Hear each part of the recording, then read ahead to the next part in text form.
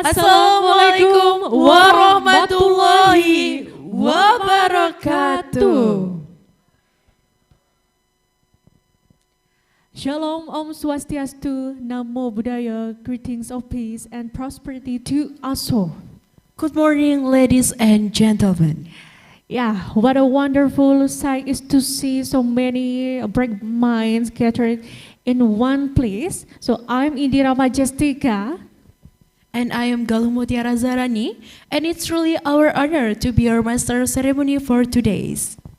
Allow me, on behalf of Universitas Dian Nuswantoro, to extend our warmest greetings to all participants, distinguished speakers, and distinguished guests. So, ladies and gentlemen, we are especially honored by the presence of Rector of Universitas Dian Nuswantoro, Professor Dr. Pulung Nurtantio Andono, STMCom, the Vice Rector and the Dean of Faculty Universitas Dian Nuswantoro, Semarang, Representative Institute of Electrical and Electrical Engineers or IEEE, Associate Professor Dr. Kurnia Ningsih, STMT, Representative from IEEE Power and Energy Society, Professor Insinyur Arif Nur Afandi, STMT, MIEEng, MIEEE PhD.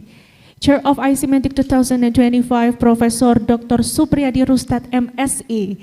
Head of Research and Community Service Institution, Professor Dr. Insinyur Mulyono, SSI, MCom.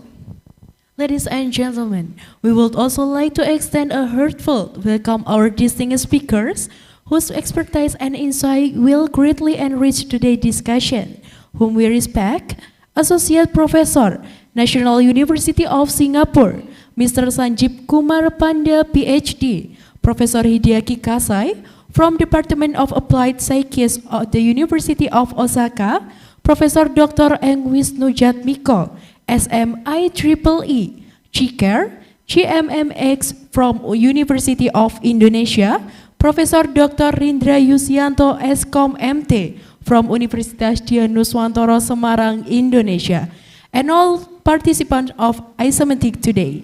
Welcome to International Seminar on Application for Technology of Information and Communication with the theme Advancing Electrical Engineering and Informatics through Quantum Computing and Intelligent Technologies 2025. Please give a big applause of Isemantic 2025.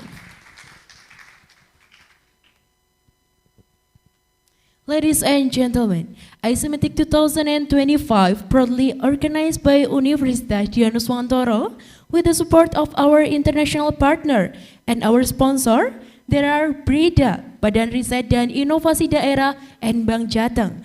Thank you for your valuable contribution and partnership in Isemantic 2025.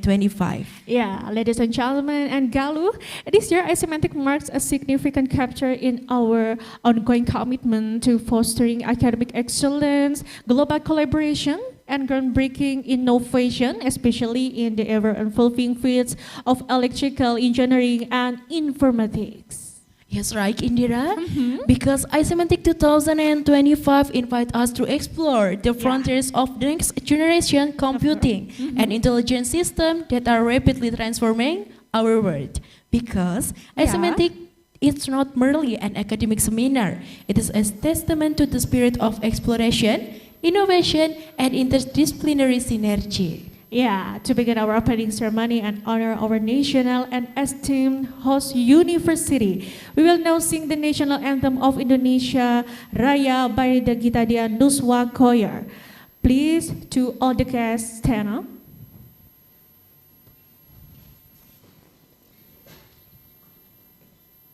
National anthem of Indonesia Raya.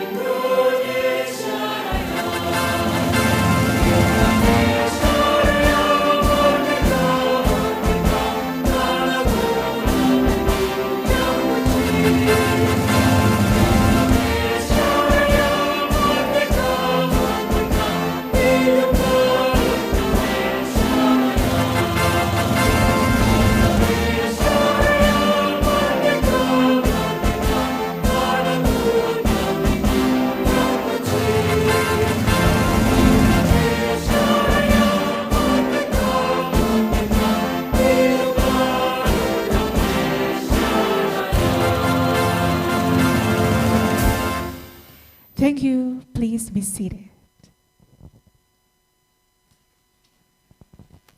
Yeah, Galuh, as we all know, the Isemantic series of events officially began yesterday on September 19, 2025. We have witnessed a variety of insightful sessions, ranging from presentations on the development of power generation technologies in Indonesia. And also Indira, to discussion on international technology as an innovative solution for waste disposal. These sessions not only broaden our understanding of technological, but also emphasize the vital role of innovation in addressing future. Okay, ladies and gentlemen, moving on, we have now reached a highly anticipated moment to our ceremony. It is my great honor to invite a distinguished leader and key figure in our academic community.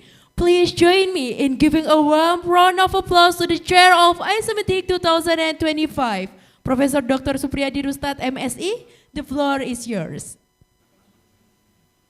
Ladies and gentlemen, please give a big round of applause.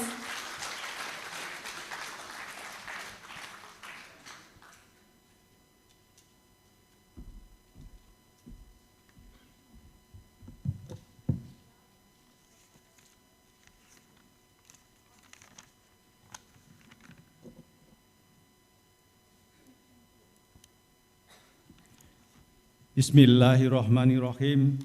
Assalamualaikum warahmatullahi wabarakatuh. Good morning, all authors, participants, and honorable guests. Distinguished guests, distinguished Rector of Universitas Dian Nuswantoro, Profesor Dr. Pulung Nur Tantio Andono, STMCom, the distinguished representative of IEEE Indonesian section, Dr. Kurnia Ningsih, the distinguished representative of IEEE Power and Energy Society, Professor Arif Nur Afandi, dearest honorable guests and all representatives from universities and other institutions,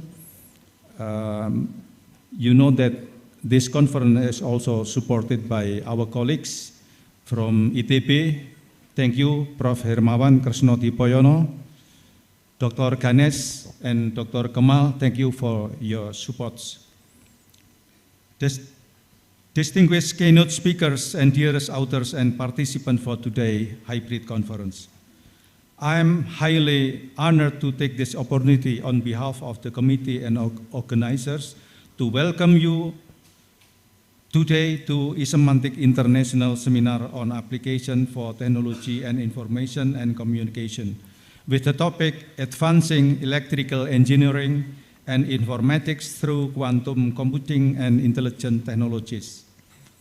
All thanks to supporting from IEEE Indonesian section and IEEE Power Energy Society as a financial sponsor and the hard work of the Isemantic 2025 committee to make this happen. Last year, we have 92 papers accepted out of 206 submitted papers from 14 different countries, including India, Iraq, Malaysia, Sri Lanka, Taiwan, Morocco, Japan, Nigeria, Azerbaijan, the Philippines, Thailand, USA, and Indonesia. And now, with the new topic, Advancing Electrical Engineering and Informatics through Quantum Computing and Intelligent Technologies, we have 91 papers accepted out of 235 submitted papers from 16 different countries, including India, USA, Bangladesh, Malaysia, Somalia, Iraq, Vietnam, Algeria, Philippines, the Nigeria, Croatia, United Arab Emirates, Kenya, Nigeria, Germany, and Indonesia. All the 92 papers presented last year have been successfully published in IEEE Explore and indexed by Scopus. It is also my honor today to have 4 great persons who have agreed to be the keynote speakers for this conference. They are Professor Hideaki Kasai from Osaka University. Thank you very much for your coming. Associate Professor Sanjeev Kumar Panda from National University of Singapore. Thank you for coming. Profesor Wisnu Jatmiko, Universitas Indonesia. Terima kasih Bapak atas kehadirannya dan dukungannya untuk konferensi ini.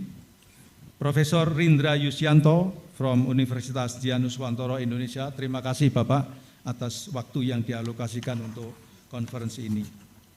We thank you very much for sharing your great experience concerning the update topic in the world today. Therefore, I would like to thank all the organizers, supporters, and organizing committee members of Isemantic 2025 who have made this conference happen. Thank you for your participation and enjoy the series of webinar Isemantic event. Wassalamualaikum warahmatullahi wabarakatuh.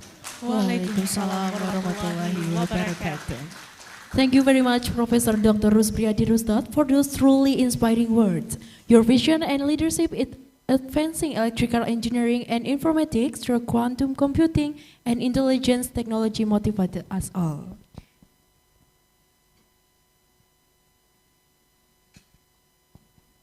Yeah, ladies and gentlemen, to officially commence this prestigious event, we're privileged to be joined by a visionary leader and advocate of technological advancement and the driving force behind many academic innovations at Universitas Dian Nuswantoro. Please welcome Rector of Universitas Dian Nuswantoro to deliver the opening remarks. Profesor Dr. Insinyur Pulung Nurtantio Andono, the floor is yours. Bismillahirrahmanirrahim. Assalamualaikum warahmatullahi wabarakatuh. Good morning, distinguished guests, ladies and gentlemen. It is great honor and privilege for me, on behalf of Universitas Dian Nuswantoro, to warmly welcome all of you to the 10th International Seminar on Application for Technology of Information and Communication, Isemantic 2025. First of all, let us express our deepest gratitude to Allah Subhanahu wa Ta'ala, God the Almighty, who has given us health, strength, and opportunity to gather here today in this prestigious academic forum. Allow me to extend my highest appreciation to our keynote speaker and invited speaker for their willingness to share valuable knowledge and insight. All distinguished participants, both from Indonesia and abroad, who have traveled and dedicated their time to join this event. The organizing committee, LPPM of Universitas Dian Nuswantoro, for their hard work and dedication in making this seminar possible, and all of participants. Since its inception, Isemantic has been a flagship scientific forum where researchers, scholars, and practitioners meet to exchange ideas, present their research findings, and build collaboration the field of information and communication technology. Now in the 10th edition, Isemantic has grown into an internationally recognized seminar, consistently providing a platform for discussing and more pressing and exciting development in technology. This year's theme, Advancing Electrical Engineering and Informatics Through Quantum Computing and Intelligence Technology, is indeed timely and highly relevant, where quantum computing represents a paradigm in how we process information. With enormous computational power, it has potential to solve problems that are intractable for classical computers, ranging from optimization and cryptography to material science and drugs discovery. Meanwhile, intelligent technology, especially artificial intelligence and machine learning, are reshaping industry, economy, and even our daily life. When combined with quantum computing, these technologies can open unprecedented opportunity for innovation. At the same time, This advancement also brings new ethical, social, and human-centered challenges. As an academic, it's our responsibility not only to push technological boundary, but also to ensure that technology contributes to humanity, sustainability, and the betterment of society. Ladies and gentlemen, I sincerely hope this seminar will serve as an inspiring and fruitful forum, leading to new idea, collaboration, and innovation. May this event strengthen our collective effort in advancing research and contributing to society. Once again, welcome to Isemantic 2025 at Universitas Dian. We are delighted to have you here. Thank you, and may the seminar run successfully and meaningfully. Wassalamualaikum warahmatullahi wabarakatuh. Waalaikumsalam warahmatullahi wabarakatuh. Thank you very much. Rektor of Universitas Dian Nuswantoro, Profesor Dr. Gubernur Tantio Andono. Ladies and gentlemen, moving on, it is our great pleasure to invite a distinguished representative from one of the world's leading professional organizations in technology and engineering. Please join me in warmly welcoming the IEEE Associate Professor Dr. Kurnianingsih, STMT, to deliver his remarks. Professor Dr. Kurnianingsih, the floor is yours. Bismillahirrahmanirrahim. Assalamualaikum warahmatullahi wabarakatuh. The Honorable Rector of Universitas Dian Nuswantoro, distinguished speakers, respected participants, and esteemed colleagues, good morning. My name is Kurnianingsih. I'm currently serving as the IEEE Indonesia Section Chair and Vice Chair of Professional Activities in the IEEE Region 10. I'm also serving as the Committee of the IEEE MGA IT Coordinations and Oversights and IEEE MGA Ad Hoc on New Audience. On behalf of the IEEE Indonesia Sections, it is my great pleasure to welcome all of you to the 2025 International Seminar on Application for Technology of Informations and Communications, Isemantic, which is hosted hybrid in Semarang. This year, IEEE Indonesia Sections is honored to serve as the technically co-sponsor for this conference along our valued partner, IEEE PES Indonesia Chapter and Universitas Dian Nuswantoro. This sponsorship underscores our strong commitment to strengthening the quality of conferences organized in Indonesia. I would like to extend my heartfelt congratulations to the organizing committee under the leadership of Rector of Universitas Dian Nuswantoro, Professor Dr. Pulung Nurtantio Andono, and the General Chair, Professor Dr. Supriyadi, and also sponsors and supporters. Your dedications and tireless efforts have made this important platform for knowledge sharing, collaborations, and innovation possible. I would also like to express my sincere appreciations to all speakers for your willingness to share your expertise and cutting-edge insight. And also, I would like to extend my warmest welcome thanks to all participants for joining us today. For those who may be new to the IEEE, the Institute of Electrical and Electronics Engineers, IEEE, is the world's largest technical professional organization with over 500,000 members in more than 190 plus countries, including more than 189,000 student members. Our mission is advancing technology for the benefit of humanity. IEEE leadings in standards, publications, and conferences. Here in Indonesia, the IEEE Indonesia Sections was officially established on 16 February 1988. So this year marks our 37th anniversary of empowering local innovations and global engagement. As of today, our member reached 2,747, and our members keep growing every year. And these are the distributions of memberships in all over Indonesia. I'm truly privileged to lead the IEEE INSA sections this year, supported by the passionate and committed executive committee and officers. Our strategic directions is shaped and strengthened by our esteemed advisory committee, who were the past IEEE Indonesia section chairs, whose visionary leadership continues to guide our growth and development. We are also proud that one of our advisory board, Professor Wisnu Jatmiko, is one of the keynote speakers in this Isemantic 2025. Currently, IEEE Indonesia sections has 16 chapters and 6 joint chapters, and we also have 43 active student branches, including student branches from Universitas Dian Nuswantoro. Thank you for your contributions and support. We also have 7 student branches, affinity groups, and 8 student branches chapters.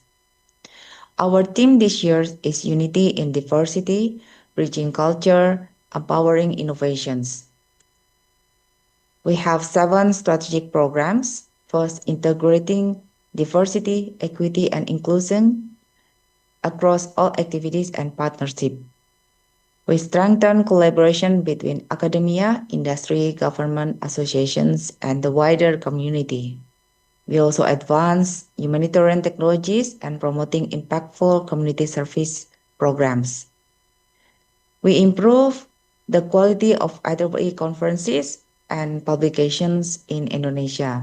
We also support the professional development of students to ensure the smooth transitions into the global workforce. We also focus on reaching new audiences by identifying underserved communities across geographics, professionals, and demographic lines. We also promote cross-organizational unit collaborations to expand our reach and impact. This year, Isemantic conference highlights 5 strategic domains, and each addressing today's most pressing technological challenges and opportunities. This theme embodies IEEE missions to advance technology for humanity by emphasizing practical solutions in critical sectors, transforming industries, enhancing quality of life, and fueling innovations. The work you present and discuss here will have far-reaching impacts across many sectors. As the chair of the IEEE Indonesia sections, I'm truly excited to witness the exchange of the ideas, the formations of partnerships, and the collective of innovations during this conference. And let us continue to collaborate, inspire, and lead as we advance technology for humanity together. And thank you for giving me the opportunity to address you today. I wish you a truly successful, productive, and memorable experience at the Isemantic 2025. Thank you. Wassalamualaikum warahmatullahi wabarakatuh. Waalaikumsalam warahmatullahi wabarakatuh. Thank you very much, Professor Dr. Kurnianingsih, for your valuable insight and inspiring words. Your ongoing support and collaboration with Isemantic 2025 strengthen our commitment to advancing electrical engineering and information. Yeah, and we are honored to welcome a distinguished representative from the IEEE Power and Energy Society, a global leader in advancing technology for the benefit of humanity. Please join me in warmly welcoming Professor Insinyur Arif Nur Affandi, STMT, MIAeng, MIEEE PhD, to deliver the speech. Professor Insinyur Arif Nur Affandi, the floor is yours. Bismillahirrahmanirrahim. Assalamualaikum warahmatullahi wabarakatuh. Good morning, everyone. the Honorable Rector of Universitas Dian Nuswantoro, UDINUS, and all university members, also the Honorable Director of Research Institute and all researchers of UDINUS, and also the Honorable all keynote speaker of this conference and distinguished guests, and also the excellencies of presenter and participant. Thank you very much for your coming to attend this conference. And then on behalf of the IEEE Power and Energy Society, PES Chapter Indonesia, I am pleased to welcome you all to the 10th International Seminar on Application for Technology and Information and Communication, or Isemantic 2025, which is presented yearly by Universitas Dian Nuswantoro, organized by Research Institute of UDINUS in Semarang, Indonesia. And also gratitude to thanks to UDINUS have selected PSS Chapter IEEE Indonesia as one of the sponsors in 2025 as several first series of the Isemantic, which is continue to be a partner of the technical and sponsor for the flagship this conference. I hope this year it will become the most for the prestigious forum for the all participants, researchers, practitioners, industrial, and also academic and scholar.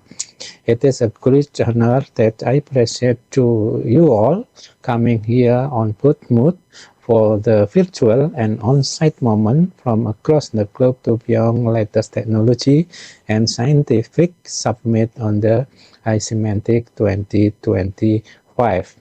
Your presence here bring the true spirit of international cooperation, share commitment for advancing the frontier of technology in electrical, electronic, control, information, and communication engineering, and also its application all sector and aspect. In these years, the 2025 of Isemantic sound to the advancing electrical engineering and information through the quantum computing and intelligent technologies, where awareness not only become a concept but a guide for social techno development, but also strength to create an impact on current societal structure in multiple levels for improving tomorrow better life. By focusing on research and view in many aspects, your contribution reflects not only the dedication to the researcher, but also the dynamic and improving multidisciplines to explore the transformation force for societal and global improvement. Now, over the time, we will engage in potential discussion, share diverse perspectives, talk current invention, speak up on novel research, and build lasting connection. For the previous and last series, as also know, I believe that the Isemantic serves not only as the flagship forum for the scientific forum as the now intelligent enrichment, but also as an experiment that leverage our collective knowledge to address global challenges for better future. Finally, I hope you find a great moment on the Isemantic 2025, both valuable and enjoyable, and ignite fresh ideas, spark meaningful conversation, and open new opportunity for collaboration cross-border everlasting. Have a nice, beautiful day, and have a nice conference. Thank you very much for your coming and attending this flagship moment. Wassalamualaikum warahmatullahi wabarakatuh. Waalaikumsalam warahmatullahi wabarakatuh. Ladies and gentlemen, please give a round of applause for IEEE PES from Professor Insinyur Arif Nur Afandi, STMT, MIEng, MIEEE PSD. Okay, ladies and gentlemen, moving on, as one of the key supporters of this year Isemantic, we are honored to have BRIDA with us in this meaningful event. To deliver their welcoming remarks, please join me in warmly inviting the representative from BRIDA, Mr. Bagus Irawan STMTMeng. The floor is yours. Bismillahirrahmanirrahim. Assalamualaikum warahmatullahi wabarakatuh. The Honorable Rector of Dian Nuswantoro University and colleague, Isemantic 2025 Chair, esteemed researchers, academics, students, and all participants of Isemantic 2025. First and foremost, let us express our gratitude to Allah Subhanahu wa Ta'ala and the Almighty God for His blessings and grace that allow us to gather here today at this prestigious scientific forum, the International Seminar on Application for Technology of Information and Communication, or Isemantic 2025. On behalf of the Semarang City Government, particularly the Regional Research and Innovation Agency, or BRIDA, I extend my highest appreciation to Dian Nuswantoro University for consistently organizing this international academic and professional forum.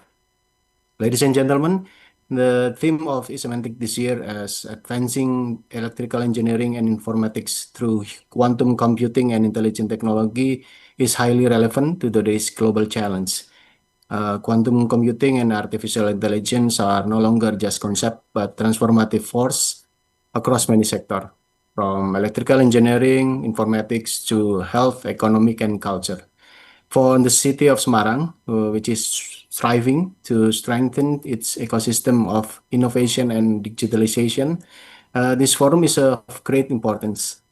At present, we in Semarang City Government through BRIDA are developing various initiatives based on artificial intelligence and big data, including AI Pentative or security and order monitoring.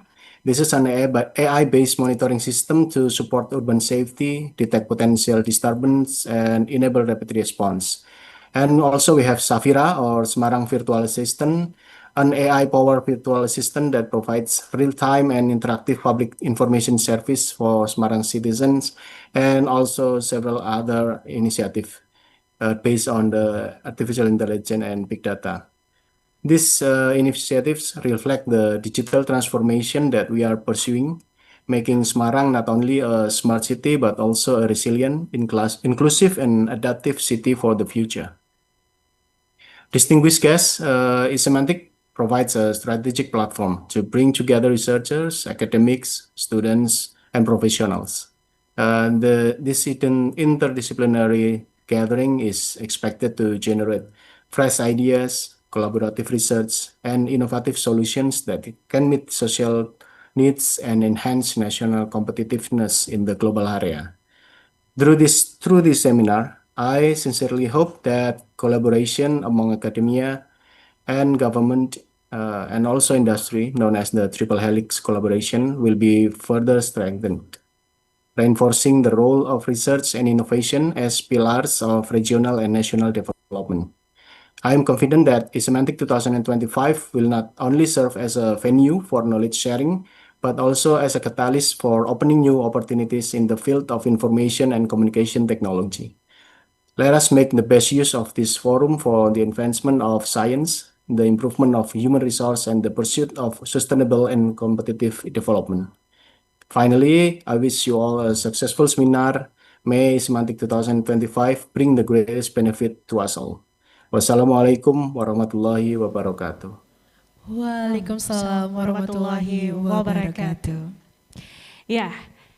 Ladies and gentlemen, distinguished speakers, distinguished guests, and to all participants, to officially commence Isemantic 2025, we would like to invite Professor Dr. Supriyadi Rustad, MSc, the Chair of Isemantic 2025 Committee, and to accompany, please join with us, Head of Research and Community Service Institution, Professor Dr. Insinyur Mulyono, SSI, MCom, and Technical Program Committee Chair, Dr. Insinyur Dian Retno Safitri, MT, IPM ASEAN Inc., to come forward and join us in striking the gong as a symbol of the opening. Please.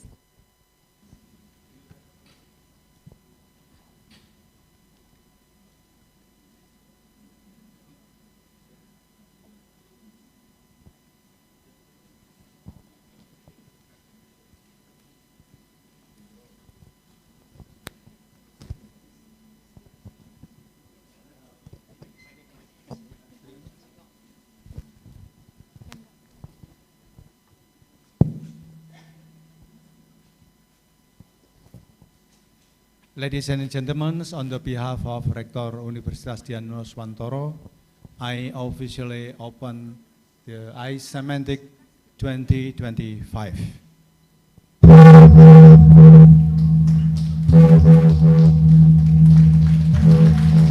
Yeah, with striking of the gong, Isemantic 2025 is officially open. Please, once again, please give a big round of Isemantic 2025. Okay, ladies and gentlemen, now we have a rich special moment to memories for capture this moment.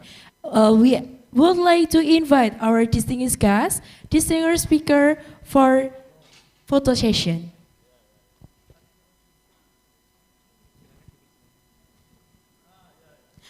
Once again, we would like to invite our distinguished guest, distinguished speaker, and also for the guest for first photo session. Prof. Pri, please to come here.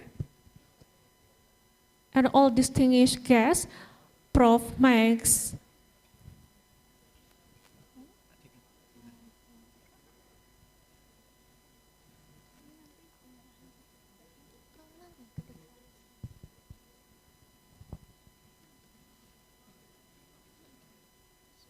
Okay, our photographer is ready. Get ready.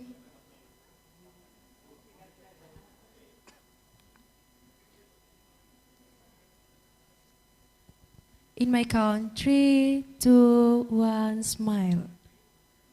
Once again, 3, 2, 1. Yeah, maybe can jempol. Polke. This is a polke jempol dan oke.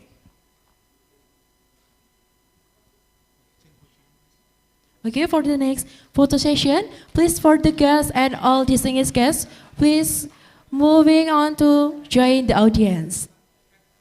And facing on LED. Yeah, once again, we will take a photo together with all the participants. Please to all participants here at Building E to stand up. Stand up, please. All the guests and participants here.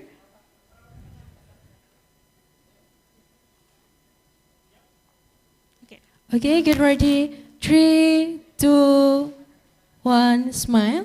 Once again, let's capture this energy and enthusiasm for the future. 3, 2, 1. So once again, jempol. Yeah, jempol. 3, 2, 1. Once again, 3, 2, 1. Okay, thank you everyone for your participation in the photo session and for making this moment truly memorable. Now, we kindly ask all participants, distinguished guests, and speakers to return your seat and we move forward with the next agenda.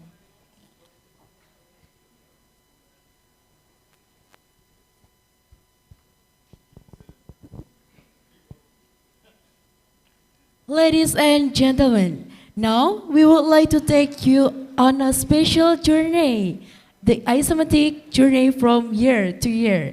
Please turn your attention to the screen as we present a short video that captures an incredible milestones, memorable moments, and impactful growth of Isemantic from its early beginnings to present the day. This video is a tribute to the dedication, collaboration, and innovation that have shaped Isemantic into what is today. Sit back, relax, and enjoy the journey. Let's see the Isemantic journey begin.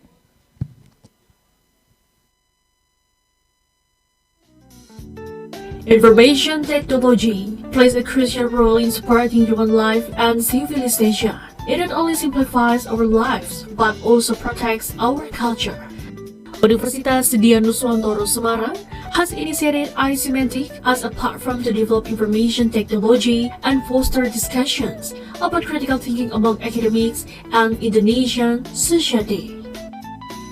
The International Seminar on Information Technology and Communication Applications, known as Isemantic, is an annual international seminar that involves multidisciplinary studies including engineering, economics, health, and culture. Additionally, researchers, lecturers, students, and members of the industrial community are invited to join this seminar. Isemantic has been enthusiastically welcomed by the academic world for several years. Many keynote speakers from top universities in Indonesia and internationally have participated and collaborated in this event. Hundreds of papers have been published each year featuring interesting, diverse, and challenging themes.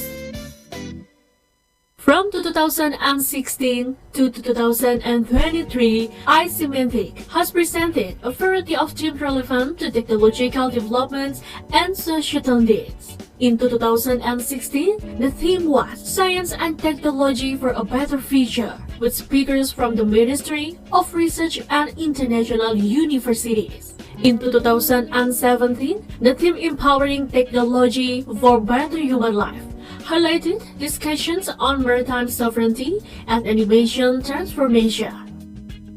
In 2018, the theme was Creative Technology for Human Life, focusing on health literacy and cultural preservation. In 2019, the seminar discussed the change of the Industrial Era 4.0, focusing on renewable energy and industrial digitization. During the COVID-19 pandemic, Isemantic 2020 was held virtually with the theme IT Challenges for Sustainability and Security in the Era of Digital Disruption. The following year, the theme Information, Technology, Opportunities, and Creativities for Digital Innovation and Communication within Global Pandemic featured hundreds of papers presented online. In 2022, the theme is Technology 4.0 for a Prudent Ecosystem, showcased speakers from various technology fields. In 2023, Isemantic was held in hybrid format with the theme Smart Technology based on Industry 4.0, New Ways to Recover from the Pandemic and Global Economic Crisis, making the event success after 2 years of online presentations. In 2024, the theme is Smart and Emerging Technology for a Better Life. Now, after a decade, we stand together to celebrate how far we've come, but the journey isn't over yet.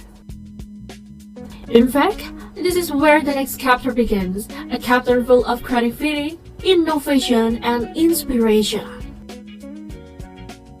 For our tenure, carrying the theme Advancing Electrical Engineering and Informatics through Quantum Computing and Intelligent Technologies, Isemantic is proud to host for amazing speakers, Professor Hideaki Kasai, Professor Dr. Engineering Wisnu Jatmiko, STMCom, Sanjeev Kumar Panda, PhD, and Professor Dr. Rindra Yusyanto, Eskom MT. And welcome the Isemantic 2025 with the theme Advancing Electrical Engineering and Informatics through Quantum Computing and Intelligence Technologies.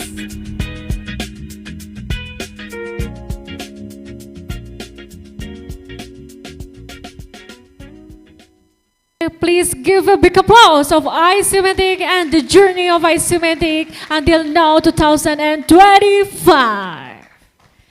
Yeah, ladies and gentlemen, we're now ready to begin our first presentation session of Isemantic 2025. At this session, we are honored to have two distinguished speakers and to lead and guide us through the exciting session. We have our moderator, Mr. Haunan Damar, SST, MBA. Mr. Haunan is a lecturer in Faculty of Economics and Business, specialized in Operation Management field. Graduated from Universitas Gadjah Mada, Master of Business Administration Program. Bachelor degree in International Business Management of Polytechnic Negeri Semarang, and have the experiences of moderators that are moderator of International Conference on Business, Economic, Accounting, and Technology 2025, moderator of Isemantic 2023, and moderator of Isemantic 2022. There are 6 of publications in 2023 to 2025. And now, Mr. Haran back to being a moderator at Isemantic 2025. For that, please welcome Mr. Hauda.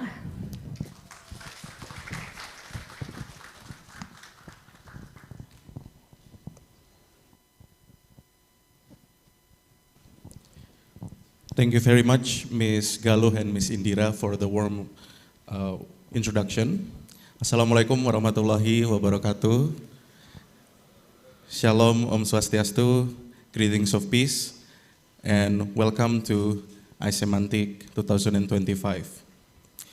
Distinguished guests, ladies and gentlemen, it is my great honor to serve as your moderator for this session. We are now entering one of the most important parts of today's conference, where we will listen to insightful presentation from our esteemed speakers. We will have 2 sessions, where each session will be held with 2 speakers. To begin with, I would like to kindly invite our speakers to take their seat on the stage. First is Professor Hideaki Kasai from Osaka University. Please give him applause. And the second is Professor Dr. Engineer Wisnu Jatmiko ST MCom. Yes. Yes. Yes. Please.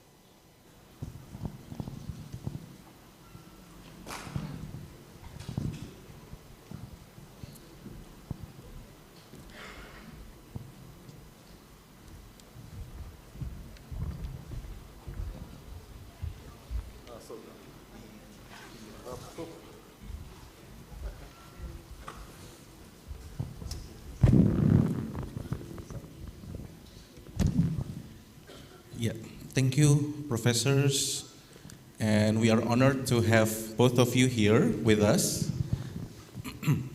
I hope that the presentation today that you share will inspire us through your expertise and knowledge. Before we begin, please allow me to briefly outline the flow of the session. So each speaker will have 40 minutes for presentation, and then directly for a Q&A session after all the presenters have spoken.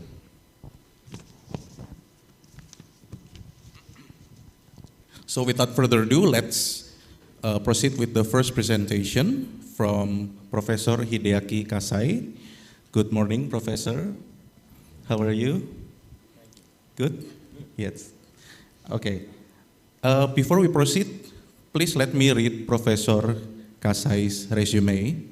He is Professor Emeritus at Osaka University, a leading researcher in computational material design, nanoscience, and quantum technology. Professor Kasai will present on computational materials design from basics to application. Please join me in welcoming Professor Kasai. Now, I would kindly like to invite Professor Kasai to the podium and deliver the presentation, Professor. Please welcome Professor Kasai.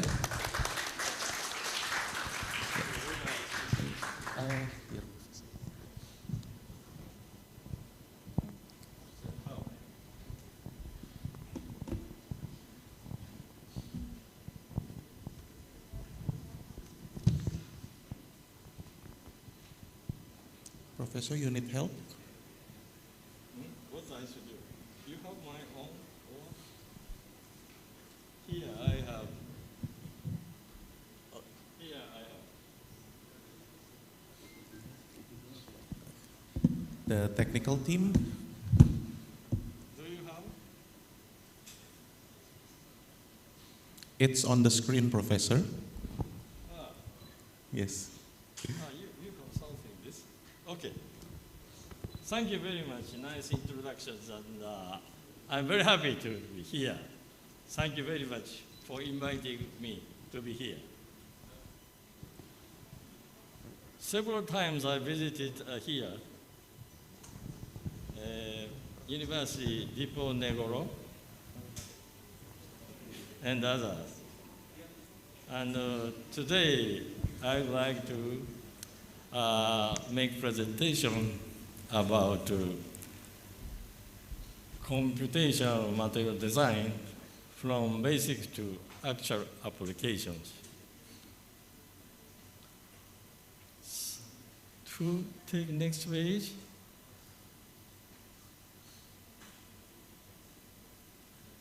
Yes. So let me introduce. This year is rather special, excellent years. 2025 marks the centenary of quantum mechanics. Basics of your quantum computing or computer science and material science, celebrating its profound impact on science and technology with events planned worldwide to honor its legacy and future potential. So let me introduce a little bit history overview. So please, next page. Yes. Quantum mechanics emerged in the early 20th century, fundamentally altering our understanding of the physical world. Key developments began around 1900 with Max Planck's work on black body radiation, which introduced the concept of quantization of energy. And this laid the groundwork for future advancement, including Albert Einstein's explanation of, so I cannot see, of the photoelectric effect, and Werner Heisenberg's formulation of matrix mechanics in 1925. So moderator will be afraid of my time goes. So anyway, please say stop, okay? So this is a concept of computational material design. So people need some new device or new technology or new materials. So what kind of materials we need, which shows a good functionality. So at first, we guess some materials and atomic structure, what kind of element you take. Then we do first principle calculation, ab initio calculation, based on very accurate quantum mechanics theory. And do the simulation by using computer and obtain the result. And we check whether this result shows the functionality, what we need, and analyze the result. And we quantization of mechanisms. And if this material, test material, doesn't work, doesn't show the functionality, what we need, then again we consider improve the material. And again, we run this engine, so-called CMD engine. And once you get what you need, then we draw blueprint and give it to the experimentalist. And we request, please verify this functionality using these new materials. So this is a way CMD, yes, please, next. And we do First, our group began to develop first generation of CMD about around 20 years ago.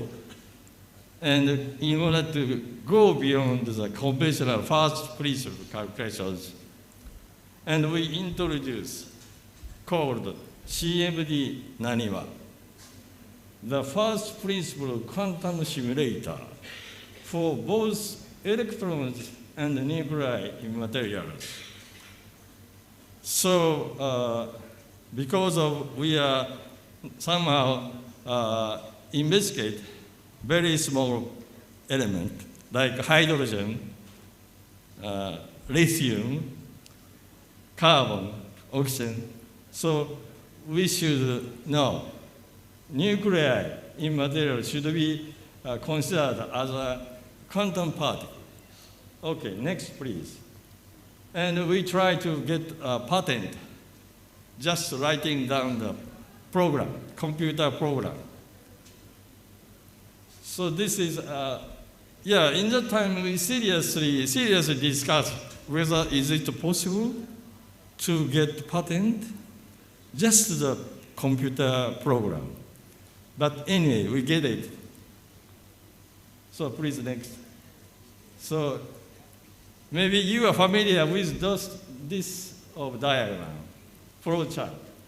This is in our patent. So go to the next. So I just introduce a few for our achievement. First one is catalyst related. NOx, NOx you get from the motor vehicles, but we should reduce it. So in order to reduce the NOx exhaust, Isuzu use just platinum. Platinum. And Daihatsu use three-way catalyst, platinum, palladium, like that. But that's a very expensive material, so that we are requested those companies and also the government, are there any cheaper materials which shows better functionality for next reduction catalyst? This is a fuel cell result. The details I will explain. That's just also they use platinum itself, cathode and anode both. But also we can reduce platinum loading to get a cheaper catalyst. And we succeeded. And now Toyota Motor Corporation use as a cathode catalyst, platinum cobalt. Platinum is cobalt is a core, and platinum is a silicon. That is a catalyst. And recently, we can improve this further. Later, I introduce. So that was the memory device. That is not use spin up, spin down. Two state correspond to information 0, 1. But this is a high resistance state and low resistance state. Two state can be used as information. That's it. Okay, so go ahead. Okay, so our CMD can create new technology and next generation industries. So various fields of research are our concern, and many companies say Panasonic, Sharp, Mitsubishi, Kawasaki Heavy Industry, Osaka Gas, Kansai Electric Power, and Fujitsu, others. We held collaborations. Oh, go ahead, next. And let me introduce collaboration with Toyota Motor Corporation, start 2001. cutting-edge R&D for fuel cell-related research. Okay, why hydrogen fuel cell? As you know, fuel cell offers an efficient power generation over combustion system. Low emission is also guaranteed. So in this figure, you say schematic for fuel cell anode side, hydrogen dissociatively adsorption on this surface, and cathode side, oxygen dissociatively adsorbed on the catalyst, and in between there are membrane proton transport. This is a very simple system device, polymer electrolyte fuel cell, PEMFC it's called. Okay, next please.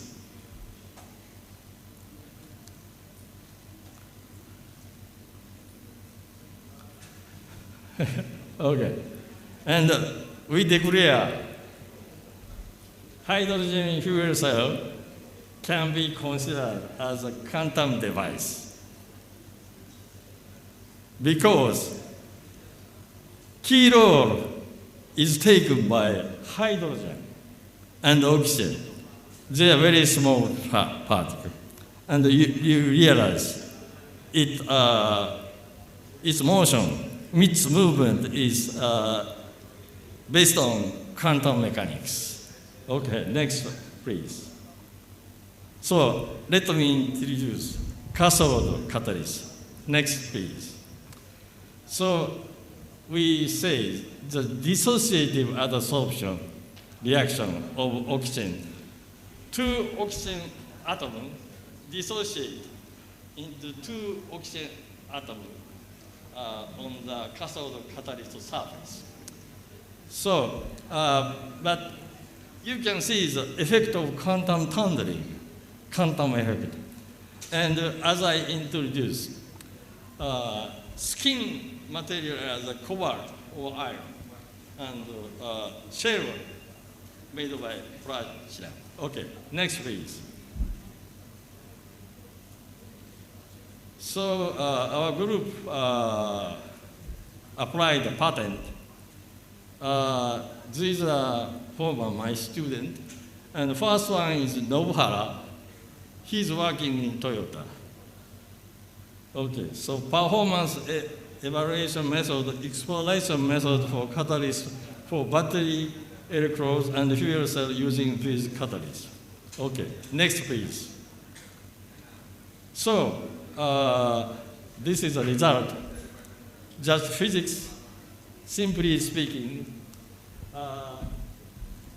cobalt or iron core induce magnetism into the platinum shell. And this magnetization or polarization of electronic state giving the good role for the d orbital of platinum. There are 5 kinds of d orbital, and among them, one d orbital directed to the coming oxygen. We call it PZ. That interact at first with coming oxygen, so that they start to make a bonding, so that energy lowering, that will finally result in the release of the activation barrier, height of the activation barrier at the cathode catalyst. That affects reducing the operating temperature of fuel cell. Okay, next please. So it looks like this. Okay. So yeah, that figure says potential energy, y-axis, and x-axis is a reaction coordinate. So the oxygen molecule coming to the right hand side and come to the oxygen, come to the platinum.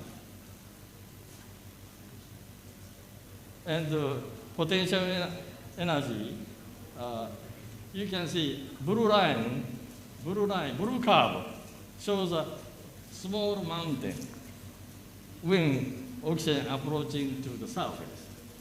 Then it to come over the barrier, that is activation barrier. Then further close to the fractional surface, energy decreases. That is a potential well. So this is a reaction. But our catalyst behaves like red car. So you can see practically no barrier, no mountain. That is the merit of this new catalyst. And furthermore, potential well depth is somehow narrow, low, not steep. That means adsorption state of oxygen on the surface is weakly adsorbed, so that it has merit for the next reaction.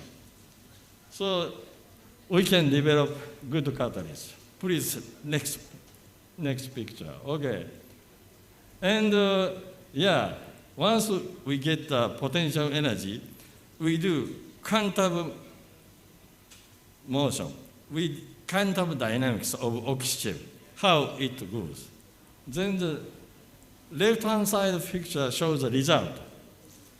Y-axis is a probability of dissociated adsorption, and x-axis is a kinetic energy of oxygen molecule. So if we consider oxygen as a classical particle, then the probability takes 1, as long as the kinetic energy is greater than the height of the activation barrier, 0.08.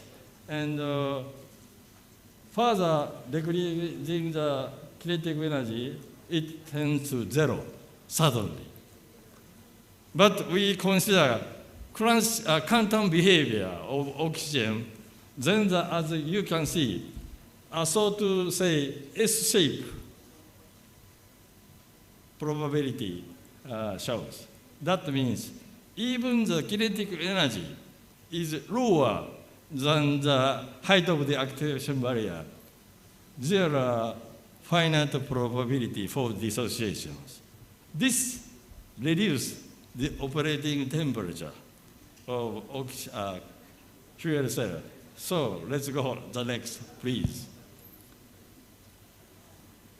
So we have a US patent. Tanaka precious metal technology. In Japanese, Tanaka Kikinzoku. This is a new one. US patent, very recently. So next, please. That is platina cobalt. In addition to that, we add manganese. Platina cobalt manganese. It shows good behavior and further decreasing the operating temperature. And our simulation agrees with this experiment. In the time we begin this collaboration, we keep a secret. CMD team secret, what we will do. And Tanaka Kikinzoku also quiet, keep secret. And we do independently. And we have a meeting. And what is the best? And we said, oh, manga is the best. Oh, they said, oh, also they got the result. So we agree, completely agree. So this US patent. Next, please. Okay.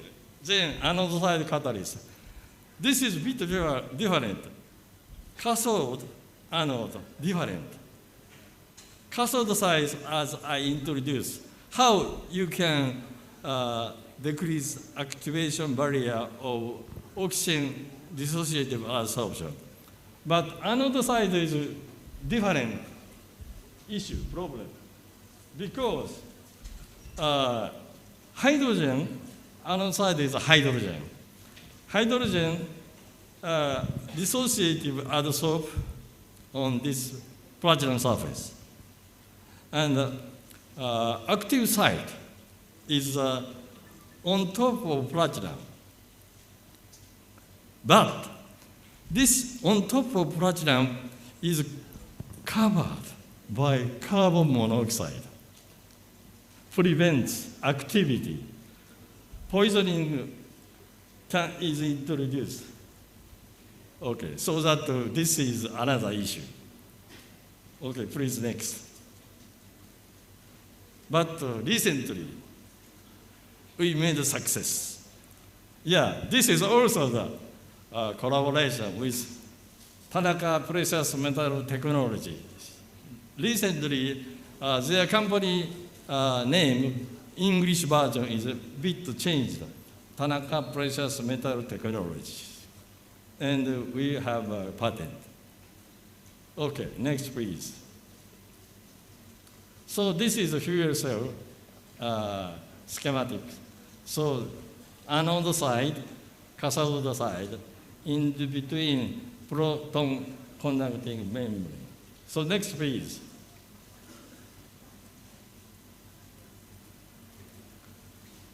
Okay, so next please. Next please. Okay, go ahead. Yeah, so dissociate, anode side, dissociative adsorption of hydrogen molecule is a key. Okay, go ahead. So we investigate. Go ahead. So what we will do? At first, we do quantum simulation that when proton hit this is platinum, bigger circle indicates platinum. So hydrogen coming to the platinum surface, which position it takes, that is a variable. And also, right-hand side here says hydrogen orientation with respect to the surface. So whether theta and phi is also variable. And the distance between hydrogen molecule from the surface, Z is also variable. So there are also many variables. So simulation is very hard. But our student did it. Okay, next please. So once we get the potential energy surface, we do, yeah, please. This move, okay, all right. So let me introduce most preferable potential energy curve is right-hand side and lower potential energy curve. It said HTF configuration. That is, T is the top side. So hydrogen molecule, when it comes to the on top side of platinum and dissociate to the HF means HCP hollow side and FCC hollow side. In that configuration, you get barrier just 0.06 eV. So that is the most preferable potential curve. So next, please. If the molecule orientation is perpendicular to the surface, then very big barrier. So it doesn't like to dissociatively adsorb on the surface. Next, please. Okay, so this case, as I said, activation barrier is 0.06. So as long as kinetic energy is greater than 0.06, dissociative adsorption probability is take 1. But once kinetic energy lower than that value, it should be 0. If we treat this is a classical molecule, but we take into account quantum nature, then we get S-shaped curve. that is even the kinetic energy lower than the height of the activation barrier. The association may proceed. And we realize at room temperature it works. Okay, next. No time, you know. Still, I have time? Okay, so please interrupt me. Anyway, okay. So, and the dissociative adsorption reaction of hydrogen molecule, and once dissociatively adsorbed, then diffusion of adsorbed hydrogen atom on anode cathode catalyst surface proceed by the quantum tunneling effect, even at room temperature. Next, please. Okay, next. And also, big difference between classical mechanics and quantum mechanics is like that. Classical mechanics treat particle as a point, so that if you have a potential, you suddenly realize, oh, particle adsorb that's a minimum point. Sorry, Professor, 5 more minutes. 4 minutes. 4 minutes. Still, I have 4 minutes. Okay. But quantum mechanically, particle is not a point. Spread wave mechanical character, quantum character, so that even the wave depth is not so steep. Like this, minimum position is higher, but to spread like this, then the kinetic energy of wave function can be decreased, so that the adsorption position is different, quantum mechanical case compared to classical mechanics. That is important. So we get, in this case, that is a wave function, quantum adsorbed state. Say, it adsorbed on FCC hollow side. This is adsorption state. Please, next. Okay, so like that. But especially localized. But first excited state, you see that, all right? Go ahead, please. Okay, go ahead. This contains, okay, please go ahead. Go ahead. I should introduce Marcus-san's 2 slides, and also Akrob-san 2 slides, and 2 slides Nobi-san. But it is not included. Oh, this is very early one. Can I show this slide? Their slide? Oh, it's different slide? Different slide? Or I can have USB. Oh, okay. Can you manage? Perhaps we can carry on, Professor? Because we do not have time. Yes, it's time bound. So sorry, I have your slide here. Okay. Yeah, okay. Perhaps you can share later. I just introduced. Nobi-san, his case, your country is a rich country of nickel. And nickel he used as a catalyst and investigate co-adsorption state. That is hydrogen, N2H4, and OH, and how the reaction proceeds. And depending on the adsorption state, whether NN bond cleavage or proton cleavage.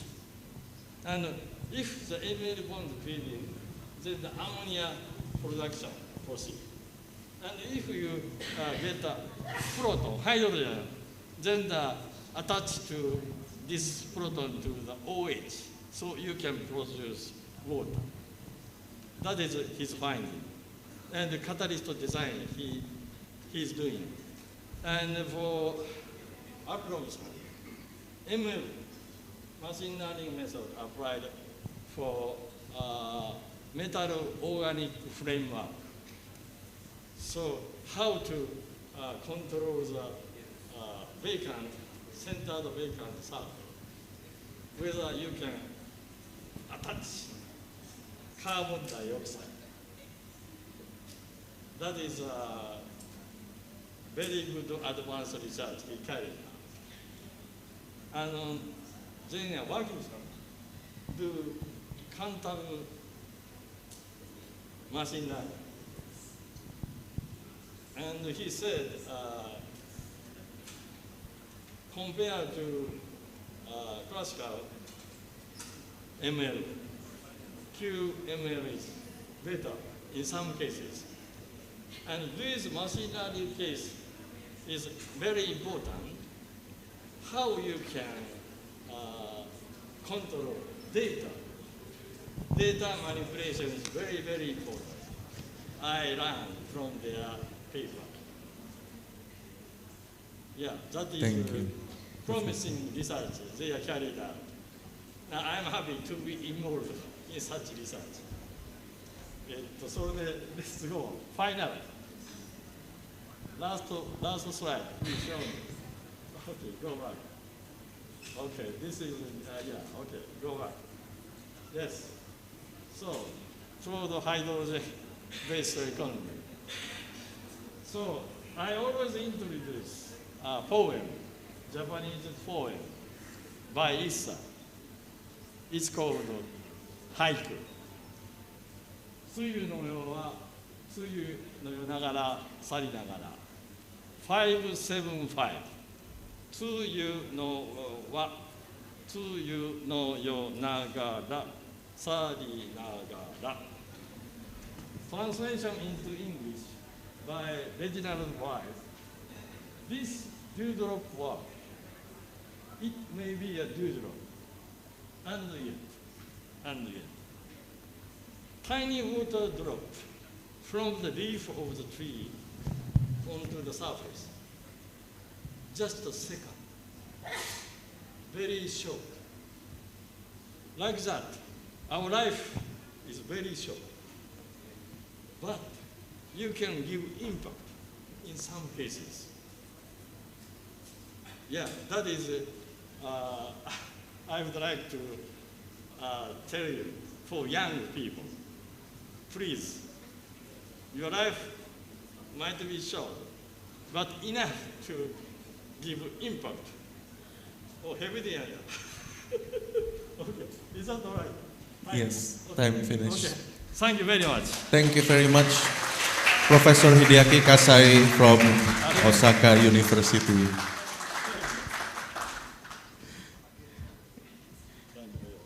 I believe that you still have much more insight to share with us, but however, the time is very limited today, right, Professor? Yeah, it's okay, Professor. It was very inspiring, and we learned that the water was very inspiring as well. Thank you, Professor. Yes. All right. We move on to our second keynote speakers, Professor Dr. Engineer Wisnu Miko ST MCom. Good morning, Professor. Would you like to prepare?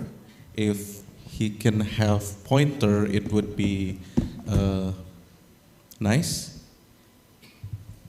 for Professor Wisnu.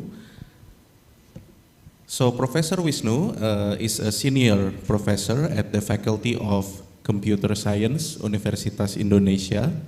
He leads the AI Research Cluster, the Intelligent Robotics and Systems Laboratory, and serves as chair of the Generative AI Special Committee at UI. With over 250 publications and multiple prestigious awards, including the Habibie Award, Professor Wisnu is a recognized leader in AI, robotics, and digital transformation. Ladies and gentlemen, please welcome Professor Wisnu Jatmiko. Okay. Thank you, Mas Moderator. Assalamualaikum warahmatullahi wabarakatuh. Good morning, everyone. Especially thank you to Pak Rektor, Prof. Dr. Pulung, and also the Chair of Semantic, Prof. Supriyadi, and Ibu Dr. Dian, and also the other speaker, Prof. Hideki Kasai, and also Prof. Sanjeev and Prof. Rindra. So, okay, please share my PPT. Please share in, because I sent 2 types of PPT, please open the PowerPoint version, because there is some video, okay? So my focus discussion is about the AI implementation. The title is Hybrid Deep Learning for Remote Sensing from Change Detection to Analytical Assessment. Please, next. Yes, I just focus because I just about the publication. Maybe my content of discussion is focused about the publication, about the latest version about the deep learning, because I think almost the audience is a student or the researcher, maybe who maybe more than 45% want to graduate, and in Indonesia, the requirement is we must have a publication. And next, please. Next, please. Next.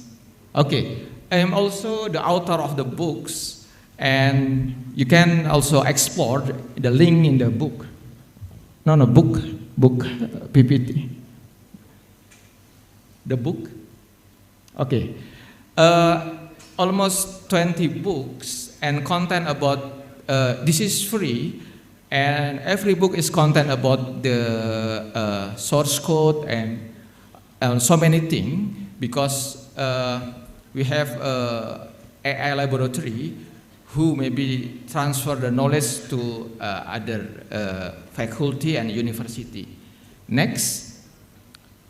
And this is the latest version about the generative AI. And I am also belong of the committee.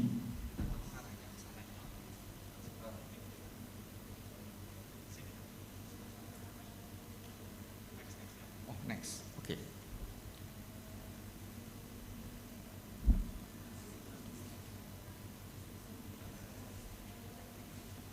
Okay.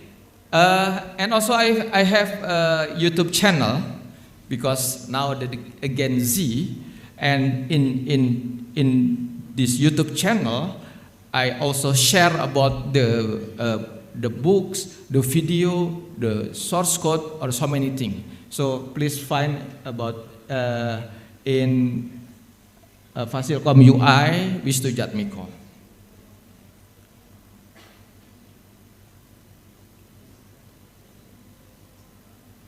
Next. Okay. Actually, the AI is very fast. I graduated from the PhD degree maybe 20 years ago, and I got the professorship 10 years ago. But during the ChatGPT release, the ChatGPT release 3 years ago.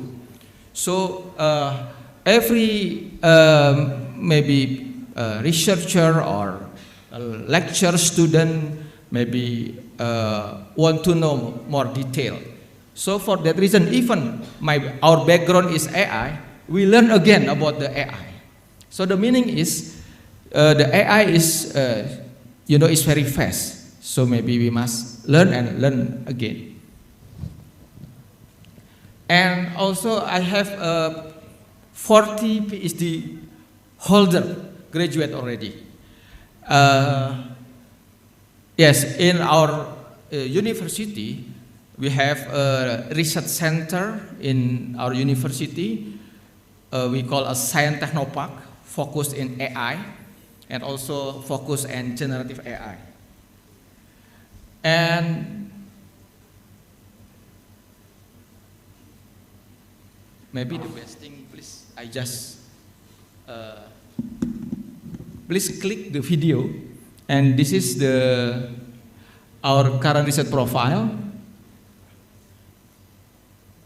It's quite difficult to control, so please help me. Previous slide. No, previous slide about the video research profile. Okay, please click the video. Yes. We focus on AI implementation, especially about the robotic implementation and about the biomedical. And this is of the sample of, please don't move. It is okay? Okay. This is the sample of our research profile. But now I will focus about the implementation of the remote sensing. Okay, next. And this is also a new building in our university. And the university invests about, I know in Dian, Nuswantoro, I have 1 or 2 DGX, isn't it? So we implement about the 10, a new, because we will focus about the AI. This is our flagship in our university, AI advancing in some implementation. Next. Okay, today I will focus about the implementation of AI in remote sensing. First about the change detection and the hybrid. I collect the latest version about 6 until 10 journal publication in IEEE. Focus of implementation deep learning in remote sensing. So I will explain, and maybe I will share some work with our student or our lab. Next. Okay, now I will intro about what is the machine learning and the deep learning. Please next. Yes, so many spectrum when you want to research in the machine learning. This is the wide spectrum of machine learning researcher. So you can look about what is the machine learning, and there is some also focus in deep learning, and there is some of variants of implementation, supervised, unsupervised, and yes, also out of this is some type of implementation. Next. And when we want to implement some algorithm, now is so many algorithm. Maybe in the last couple months, for example, there is some, the latest version of the state-of-the-art implementation. For example, the transformer, about the Mamba, and so many things. So, how to choose and how to work with the algorithm? So at least you must know about, there is some zoo of neural network, zoo of deep learning implementation, and there is some recurrent version or some statistical version and so on. Next. And there is some issue when you want to implement in machine learning, for example, either you want to choose, this is become a supervisor or unsupervised, is depend with your data. Because the machine learning is need a data.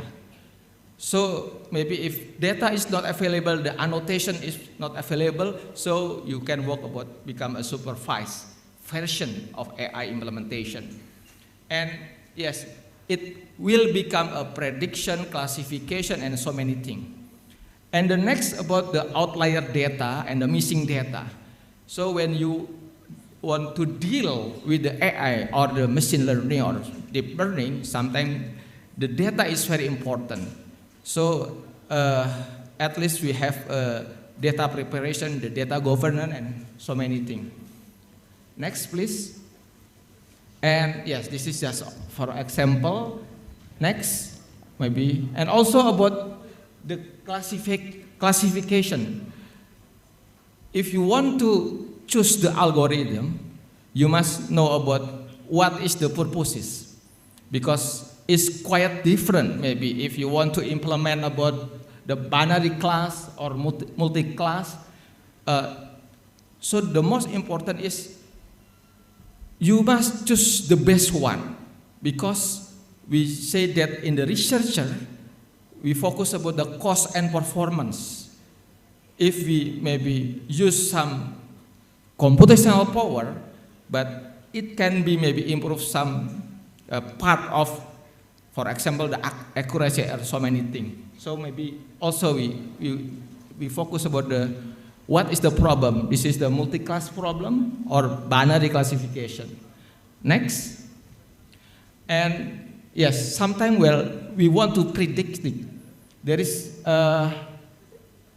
because in the real data, it is very difficult to find maybe a good data.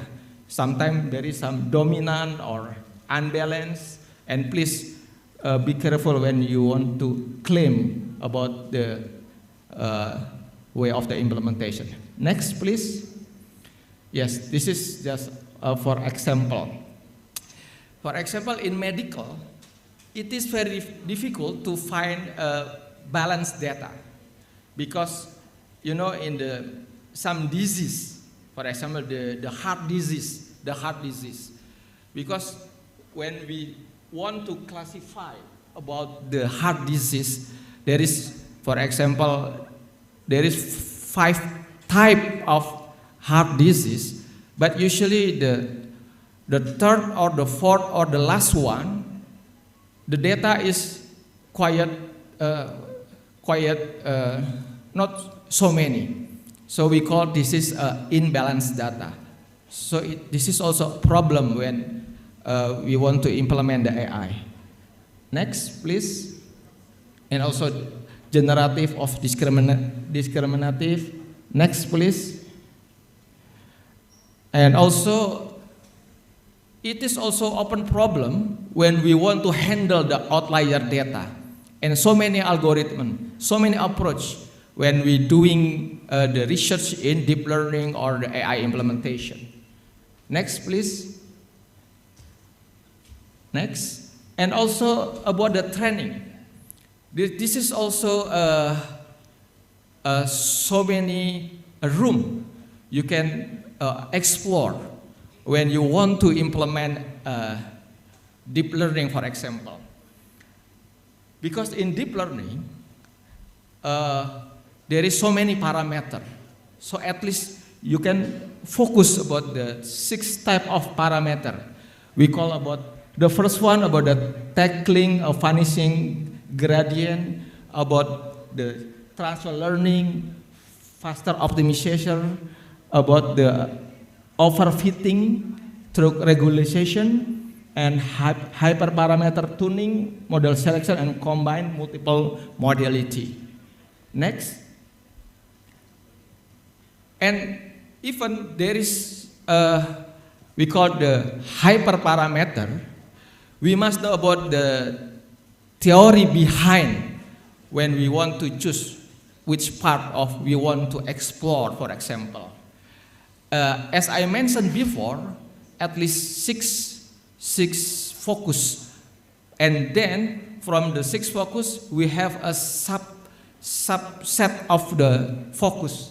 This is the focus about the tackling the vanishing exploding gradient, and there is also several ways to tackle the vanishing. So many open problem when you want to implement the deep learning implementation. Next, and about the transfer learning, and this is also the open problem because in reality the computer is very expensive. Okay, for example, in university, maybe in Indonesia, not so many universities have a computational power. So this is also the challenging. We want to implement the deep learning, the latest version of algorithm used in maybe low resources computing power. And usually we focus about the transfer learning. So we just put some part and just the different part we training. We reuse some of the layer of the training neural network because usually some researchers is already give some data, then we can use. Okay, next. Next. Also about the faster optimization. So many things. Next, maybe because the time. Next. Yes. I just explored about 6 multiplied 3 or 4. More than 20 room. If you want to maybe research related with the deep learning or machine learning. This is the basic theory. And this is also, I teach this material in the postgraduate student who maybe must have a publication during their graduation. So we encourage, please maybe if you want to research related with the deep learning of machine learning, please look about the theory, and there is also still so many room, so many open problem. And this is I list about the regulation, about the early stopping, and so many things. Next. Next, also the hyperparameter, grid search, random search.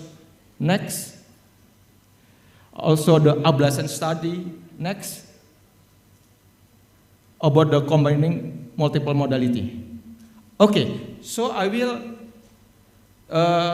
choose 2 or 3 case study. Next, please.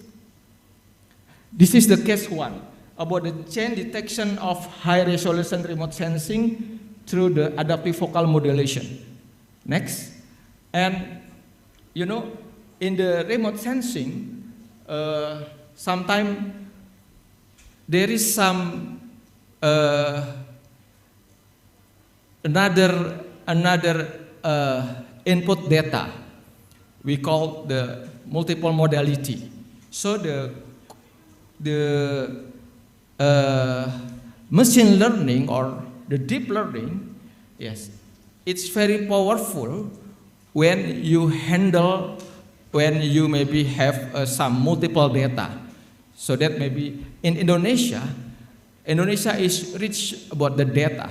So maybe if you focus about how to maybe combine the hybrid. So next, and we already published in the last year about in IEEE about the chain detection. We put the latest version of the algorithm. Then maybe we change some part, and we combine the data hybrid. For example, about from data from the satellite, data from the LiDAR, and so many things. Next, please. Okay, next. And also we, as I mentioned before, because we already know about the basic theory, which part we want to focus and which part related with the, for example, related with the output performance, so that maybe we can change some part of our system, then maybe we can focus and we can explore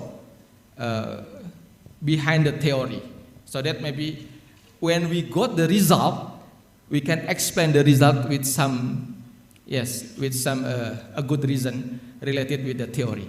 This is the most important thing. Next one, and also if we have some theory, so we can explain about the performance. why the system maybe have a result something like that. Yes, this is my point in this presentation. Next, and the second case about the hybrid wavelet. Next, you know, when we deal with the deep learning is need very computational power, high computational power. Because why? Because they deal with some, for example, in spatial pattern or something like that. So we can convert, for example, we can convert, become wavelet or some another domain, so that maybe, for example, the number of the execution will be decreased. Also, this is also still open problem, and we already try to use some wavelet theory in the latest version of the transformer. Then, next, we already have a good result, and we can publish in some of a journal. Next, this is just for example. With the maybe lower computational power, but we can got the equal result. So when we, for example, we call, because we are an engineer or developer, we want to find which algorithm much proper to this problem, and then how to compare, we call the cost and performance, and benchmark to another researcher. And even with, this is for example, the left side is from the benchmark, and our proposed method is maybe have some even slightly good result, but we already test with the statistic test. So the meaning is this algorithm is significant. Next one, the case about the Mamba. Next, you know, the transformer, or for example, the ChatGPT is, if maybe you look about the machine behind the ChatGPT. For example, in my university, we have 2 until 10. We call the NVIDIA. But for the sake of maybe implementation, when we want to train the powerful system like a ChatGPT, at least you need 10,000 computational power like NVIDIA DGX, which we have in our university. The meaning is, it is impossible for the university just implement some, we call the huge system. So we try to find some alternative version, for example, for the transformer. Now we explore about the new paradigm, new algorithm, we call a Mamba. So at least 2 or 3 PhD students in my laboratory focus about the theoretical, a new paradigm. We hope we can replace, for example, this is the state of the art, is a transformer. So we already success to implement the Mamba. This is the result. Next. And we compare about the transformer. Even with the some lowest computational power, but the result is quite similar. And this is the point. And about the complexity and so many things. Also, this is also the point when we want to implement in the deep learning research. Next. Yes, this is the results. And when you try to doing research in deep learning, now it's very common. The other researcher is share about the data set. So if you can use another data, also even you can build the data. And then when you can build the data, your citation will be increased. So for example, in my case, I have a strong relationship with our friend in Faculty of Medical. In Indonesia, the disease data set is quite huge and very rich. And I can imagine when maybe we focus about that, and maybe we can share the data set. So the meaning is our citation. Pak Warek, for example, in UI, we focus about how to improve the citation index for the lecture. Because, yes, it's very common in Indonesia. We want to maybe improve the rank there. But the most important thing is the citation index is very low. And maybe in compare last 6 months ago, we visit US, Singapore, maybe to compare about the citation index with the one of apple to apple with one lecture on blah blah blah. Yes, we still need some improvement or some serious version to improve the citation index. So if you work with the research in the deep learning, you can maybe first one explore about the algorithm.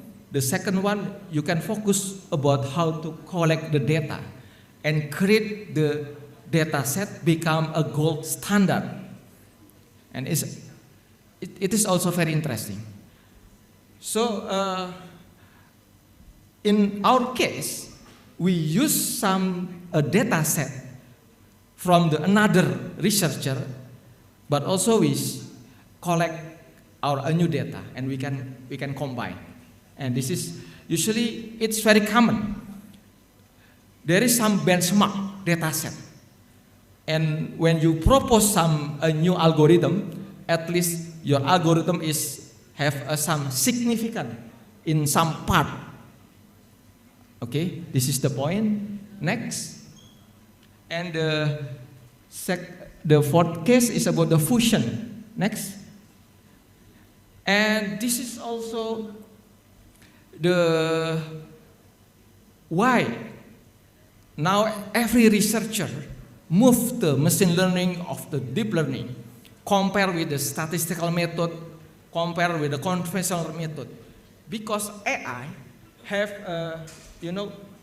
a fusion, multiple modality.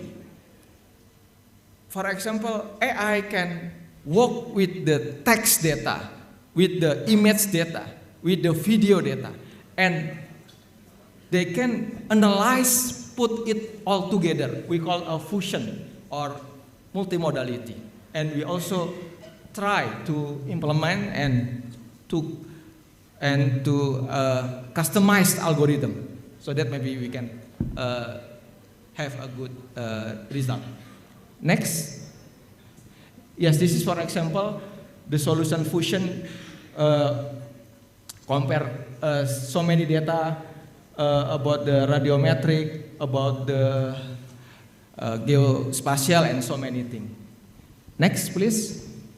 And this is the fusion outperform on clarity and consistency. This is just for example. Next, please. What? We have 3 more minutes. 2 or 3 minutes? 2 or 3 minutes. Okay. To wrap Maybe up. next. This is just of example. Next, Mas. Next. Next. Next. Next. Next. Next. Next. Okay, please. So I just maybe show about our recent result, how powerful the AI or deep learning, and it can be implemented in, for example, this is our focus toward integrated Earth observation system. We have a big project. We have some collaborate with the ITB, UGM, ITS, and NTU, and also NUS about how to implement some part of AI. So my focus, I am PI for the implementation of the Earth observation system. This is the just of example when we want to implement AI or deep learning. For example, for the detection, there is so many room for detection. We already deal for the segmentation from the assessment. Next. And this is also our plan, roadmap about the advanced architecture development. About, yes, we focus about the algorithm and about the foundation model of adaptation, and also we focus about the edge computation optimization. What the meaning of the edge? Edge is, for example, when we want to implement in embedded system, because in embedded system, the computational power is very difficult to have a good computational power. So we must search about which algorithm must proper with our device or with our purposes. Also, we focus about that. Next, yes, this is maybe the final target about the environmental monitoring, about smart agriculture system, about the disaster management system, and about the urban development. Next, yes, also this is also some technology transfer, and yes, now AI in everywhere. And maybe expert is already agree. In the next couple of years, maybe it's become more massive and everywhere and every time and every aspect in human life. Next. Yes, this is the future. So please maybe the audience, if we want to research to deep learning, I think it's very interesting, and we can make some collaboration with every audience, because we need some networking and collaboration. Thank you, Maggie. That's all from me. I return back to the moderator. Thank you very much, Professor Dr. Engineer Wisnu Jatmiko, STMCom, for the insightful session. We can definitely collaborate in the economics business area, sir, for the use of deep learning that you mentioned about. All right, so the next session is a Q&A session. For this Q&A session, I would limit the question into one question each for each presenter. So if the audience has any question, you may raise your hand and we will give you a mic.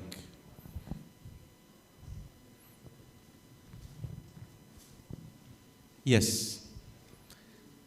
Please mention your name and to whom do you want to ask.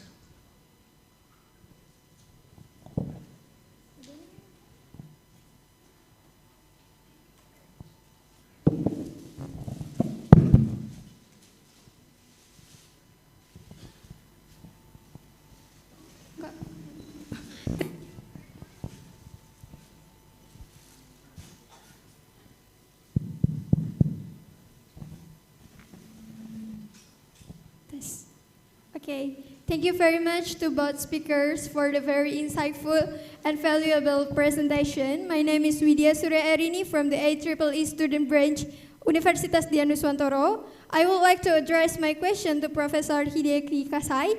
And hydrogen fuel cells rely on the ability of hydrogen molecules to dissociate into atoms on the catalyst surface, a step known as dissociative adsorption. This process strongly influences the efficiency, stability, and overall performance of the fuel cell. And my question is, why is understanding dissociative adsorption important for the development of hydrogen-based fuel cells? Thank you, sir.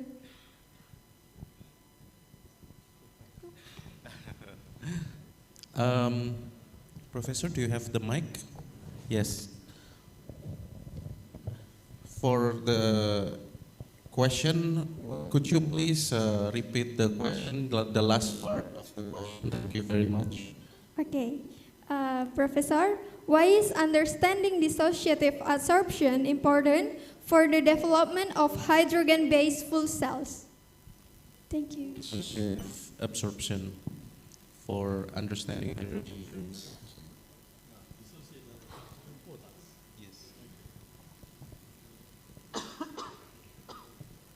Okay. Thank you very much. Nice question. So you can catch my presentation. Yes. Hydrogen, so look at the process of getting electric power. Hydrogen, another side, we have just hydrogen molecule in gas tank, gas storage. Hydrogen is molecule. And coming to the fuel cell, this molecule change to dissociative adsorption into two hydrogen atoms.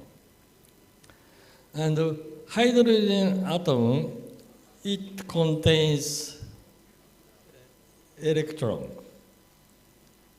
and a proton.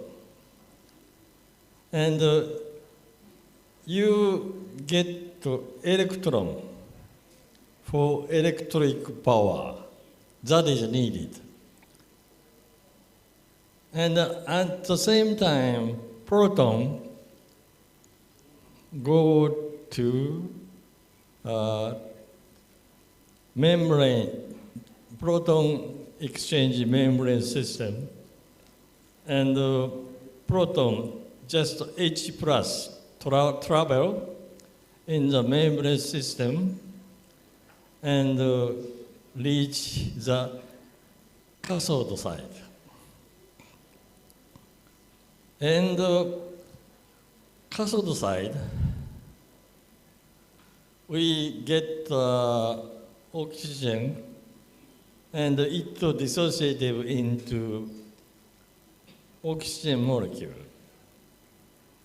And together with proton and oxygen and electron, then you can make water. So that is only we get electron from hydrogen molecule and it's giving you electric power. And after that, you get water, H2O. So that is safe and clean. So environmental issue is completely solved. This is the mechanism. And important thing is how to reduce operating temperature. It is important. OK ですか ?OK、ありがとう。Thank you. Thank you very much. Thank Nice. you very much, Doctor. I hope that answers the question from the student. So electron from hydrogen, electric power, and then changes into water. So it's a solution for both energy needs as well as environmental friendliness, right, sir? Yes. All right. One more question for Professor Wisnu, if there is any from the audience. Yes. In the middle.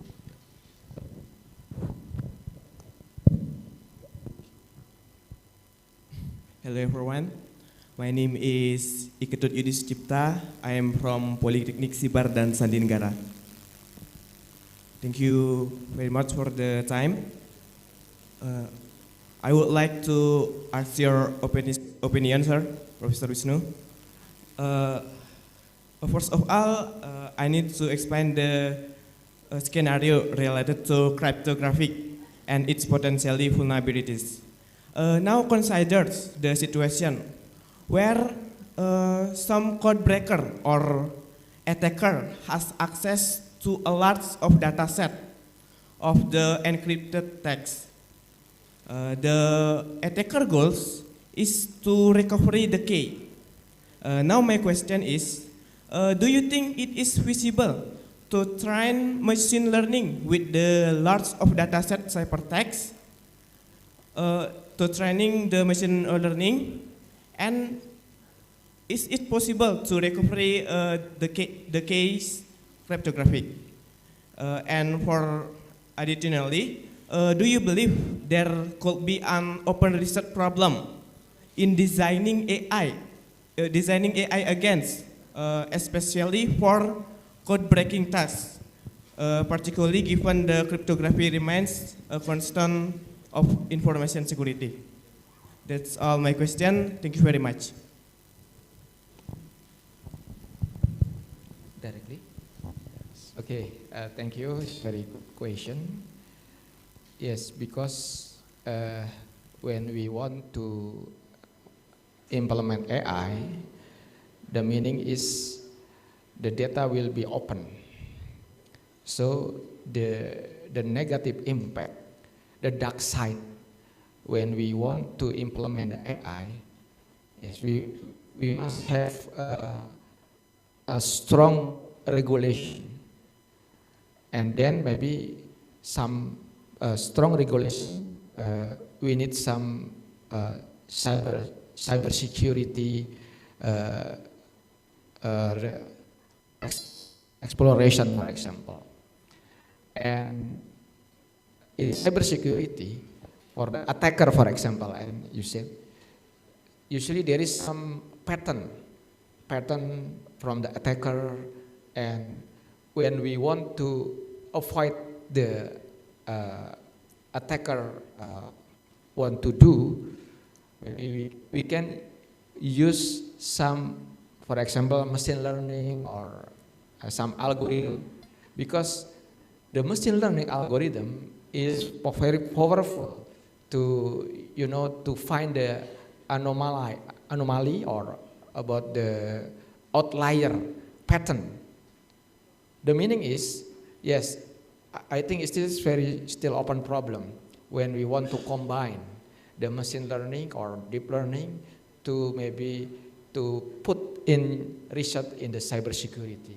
And also in our university there is some center of AI, and maybe to minimize or to reduce the negative impact. So we also have a cybersecurity center. Sometimes we have some collaboration, because I think it's still, and yes, it's still very challenging area. I think it's okay. Thank you. Does that answer the question? Yes? Okay. So the Q&A session is closed because unfortunately we have very limited time, sir. Thank you very much to all of our speakers for their valuable session. Professor Kasai and Professor Wisnu, thank you very much. Now we will special performance prepared by our friends from Udinus. But for this, I hand back the session to our MC. Thank you, Mr. Haunan, and thank you for distinguished speakers today for the delightful session and discussion. So, ladies and gentlemen, and as a token of our appreciation, we would now like to present to our speaker with a certificate. So, please join with us here, Mr. Haunan, and two distinguished speakers to join in front of the stage. And we kindly invite the chair of Isemantic committee, Professor Dr. Supriyadi Rustad, MSc, to deliver the certificate. Please, Prof. Pri.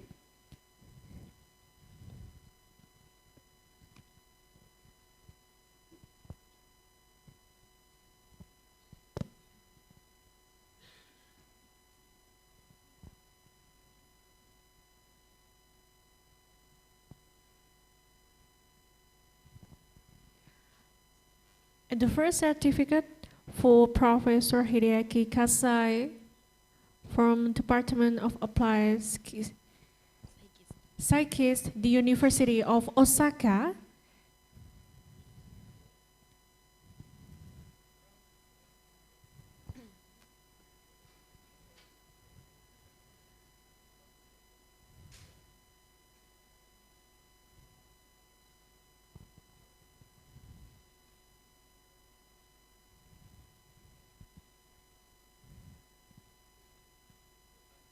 Yeah, once again, thank you, and we can give a round of applause for Professor Hideaki Kasai from Department of Applied Psychics, the University of Osaka. And the second one is for Professor Dr. N. Wisnu Jatmiko from University of Indonesia.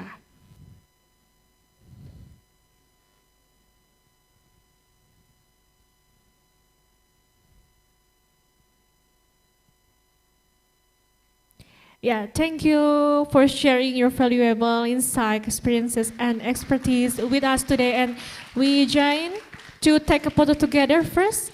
Prof. Pri, Prof. Hideaki, and Prof. Wisnu. With our moderator, Mr. Haunan, please, to join with us here. And I will count 3, 2, 1. Yeah. And once again, please, to give me jempol. It means thumb ups, yeah.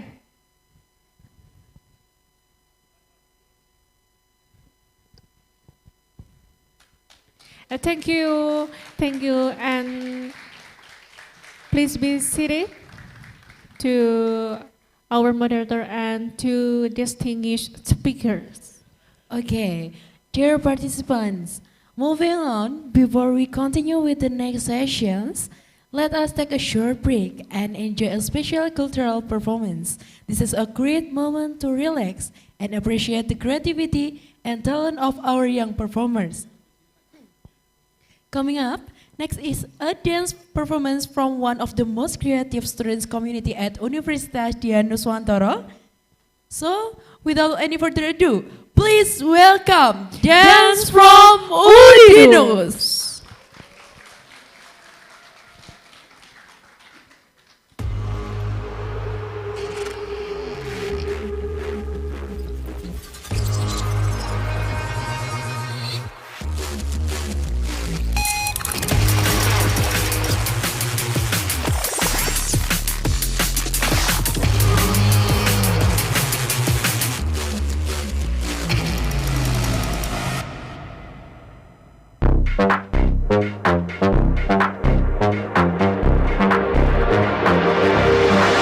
One look, give 'em whiplash.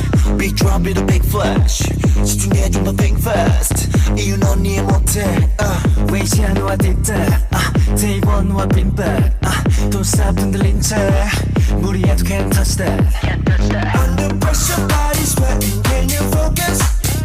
어디서나 거침없어 I'm the coldest 오직 나만이 발을 뻗고 챙겨 Just close your eyes breathe in and take Wanna give a whiplash Beat drop with a big flash 집중해줘 think fast 이만 emotic 왜 이제 너만 있다 They want no been back Don't stop 흔들린 채 무리해도 can't touch that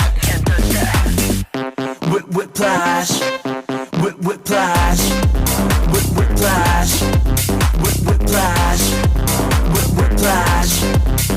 Whiplash Whiplash Wanna give a whiplash 이건 참 화려해 It's glowing and it's flashy 알아 적당함이 뭔지 keep it classy 따라하지는 동안 나부터 열까지 아닌 척하지 Under pressure body sweating Can you focus?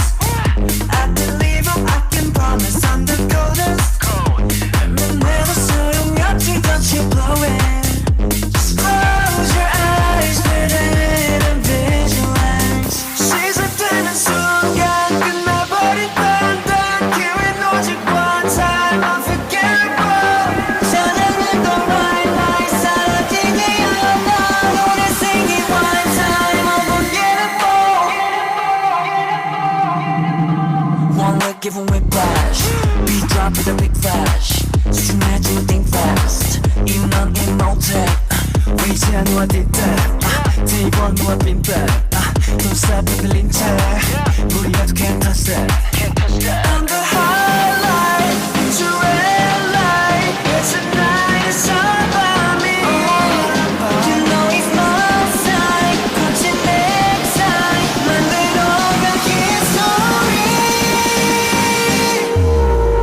Wanna give a whiplash Beat drop with a big flash 따라와 어서 move fast 이만 emotic 왜 이제 너 어딨다 They want no been back Don't stop 흔들린 채 내가 와도 can't touch that Whiplash Whiplash Whiplash Whiplash Whiplash Whiplash Whiplash Wanna give a whiplash Please give a round of applause of dance from Udidus.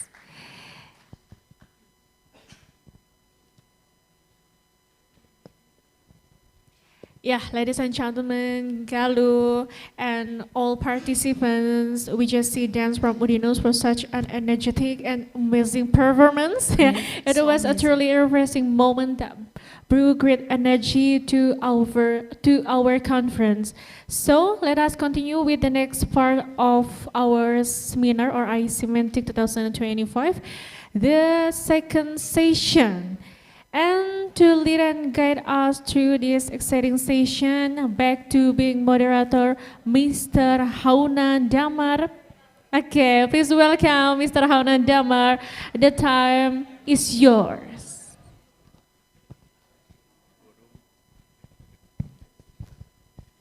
Yeah, well, that was energetic and really lifted the spirit up. So we still have two more speakers.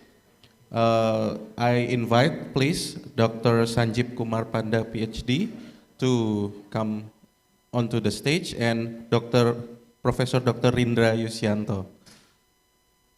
Let's give them applause. Yes. Okay. Yes, please.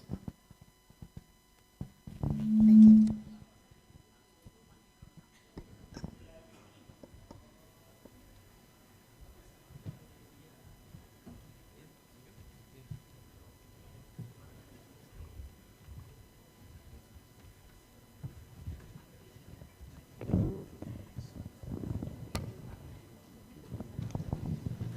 Okay, ladies and gentlemen, we have Dr. Sanjeev Kumar Panda here from National University of Singapore. How are you, sir? Fine, great. Right. So you must often come to Indonesia. Have you come to Semarang before? No, this is the first time I'm coming to Semarang. Oh, this is... But I have been to Indonesia maybe 10 times, but mostly to Bali or to ITB at Bandung. Ah, I see. Yeah. So welcome to Semarang, sir. Thank you. Yeah. Hope you.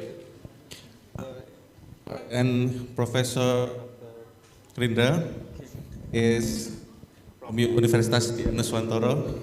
How are you, Professor? Fine, thank you. Fine. Yeah. I saw you. What is it? Very busy with the event today as well, yes, sir. All right. So, ladies and gentlemen, let's continue with our session. Today, Dr. Sanjeev Kumar Panda is Associate Professor at the National University of Singapore and Director of the Power Energy Research Area. A leading expert in power electronics and motor drives with over 450 publications and several patents, Dr. Panda will speak on a futuristic medium voltage grid connected multiport, is it? No? Okay, so you changed the topic, so we will be listening to your presentation. We cannot wait for it, yeah? So please join me in welcoming Dr. Panda. Yeah, give applause, please. Yeah.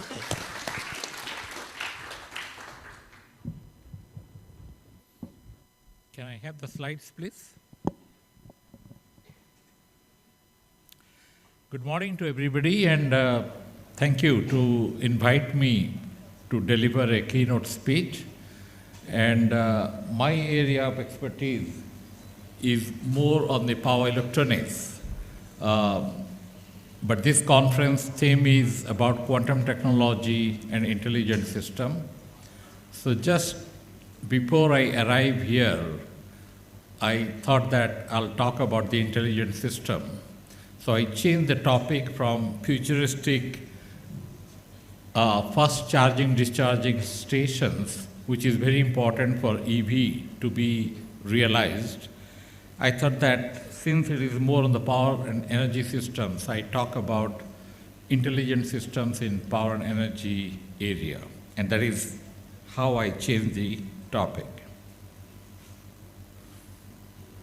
So this is the content of my topic. This is, okay. How do I use the pointer? Oh, it will not work here, right? Yeah. So the content goes here. In a typical energy systems or a power distribution network, you will always have power quality incident. And these power quality incidents are disturbances that do take place in the power distribution network. The disturbances can come from AC side, from the supply side, or the disturbances can come from the load side. So how do you detect a disturbance? How do you classify? And why it is so complex? That is what I'm going to talk about. So the overview and background, what are power quality events?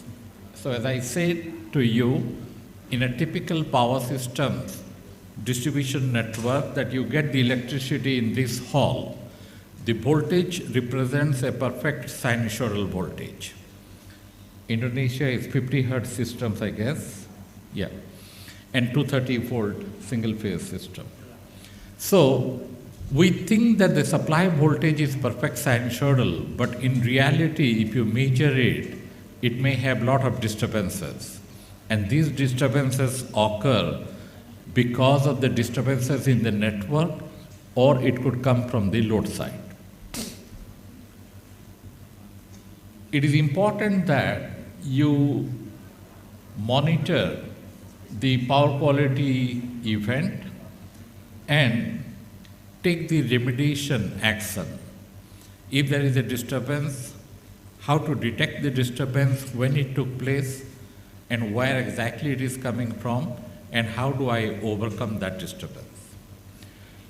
If you don't if you don't resolve the disturbance, it may lead to your failure of the network, or there could be, if not failure, the systems can operate, but there will be reduced efficiency.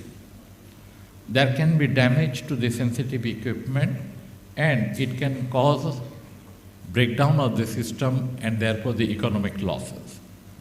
So the challenges that we have in the power quality event is how today's grids are becoming very complex. So we have a conventional power plant, we have renewable energy sources being integrated, and these renewable energy sources could be dispersed over a wider area. So they make the power systems very complex. As it is, the power systems is already too complex, where you have thousands of generators, tens of thousands of generators, all connected in parallel, produce electricity. And when they produce electricity in AC power, you must consume at that point. If you don't consume, the power is converted or energy is converted into other forms as a wastage. So it is important to maintain stability of the grid, and this type of disturbances, if you don't detect it, it can lead to problems. This gives an overview of the major power quality disturbances. If you have a fault in the power systems network, there can be voltage sag. Sometimes it can be voltage swell. If the load is nonlinear, like a power electronic converter or a motor drive system, it can cause harmonics, it can cause flickering, it can cause many type of disturbances around here if you look at it. So it is important that we monitor or we classify these disturbances, and then once we classify correctly, we then take some remedial action. So two major challenges are with the PQ. PQ is a power quality event, detection and classification, and fault detection, and where the fault is taking place. That must be known very carefully. And if you have harmonics in a system, you know that harmonics do not really increase the output power, but the harmonics increases the RMS current, and that increases the losses in the system.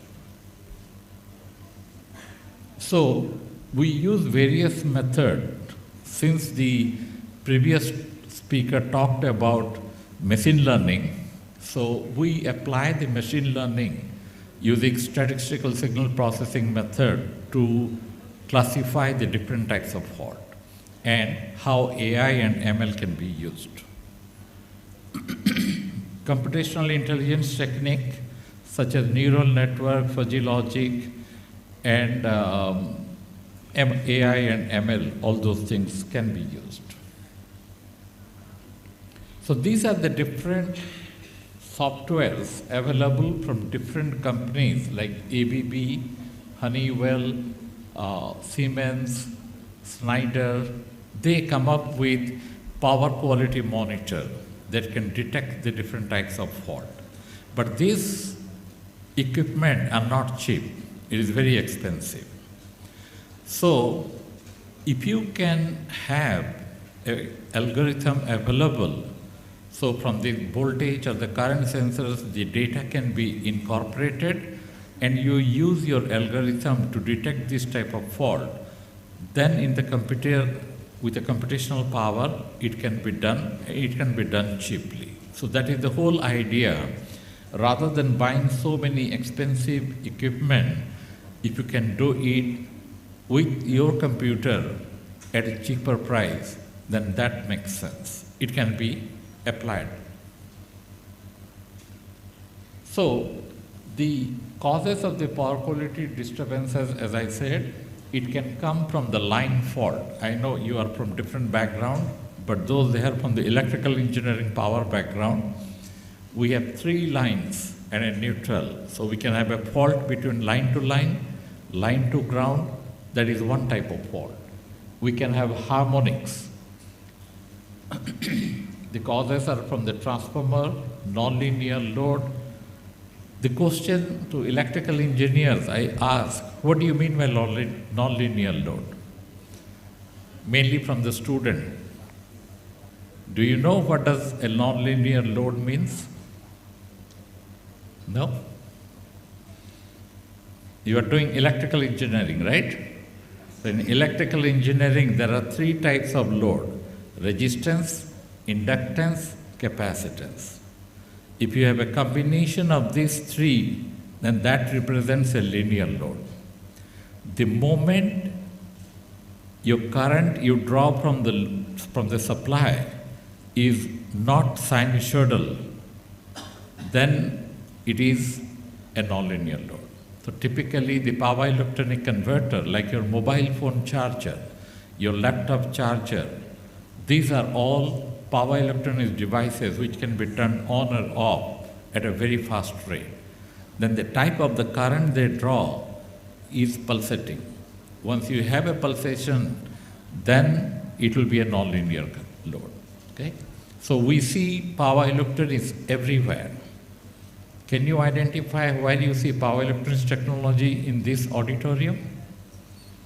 Your LED lighting, your projector, your slide mover, everywhere you have power electronics. Your air conditioning system, you have variable speed motor drive system. All these things causes power electronics related problem.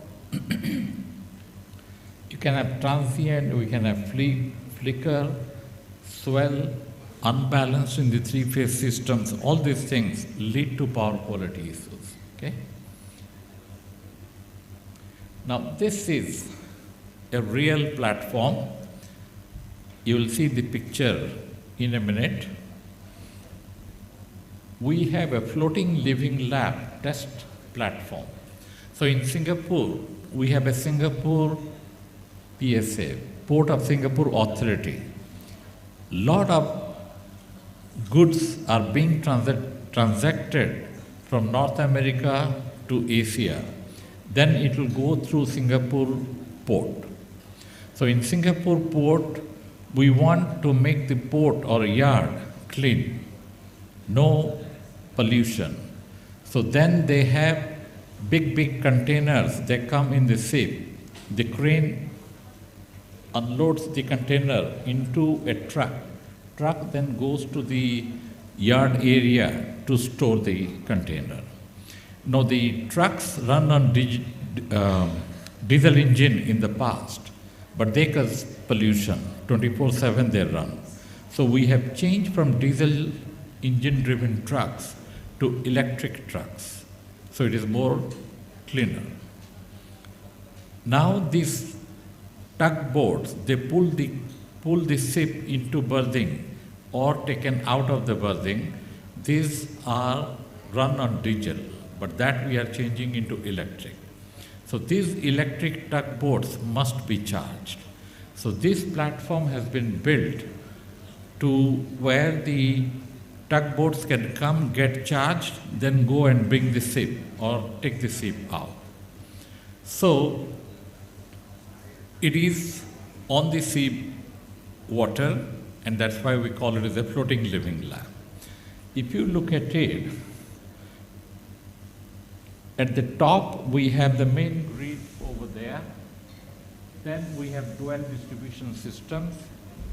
We have an energy storage, 3.7 MVA. And then we have solar panel,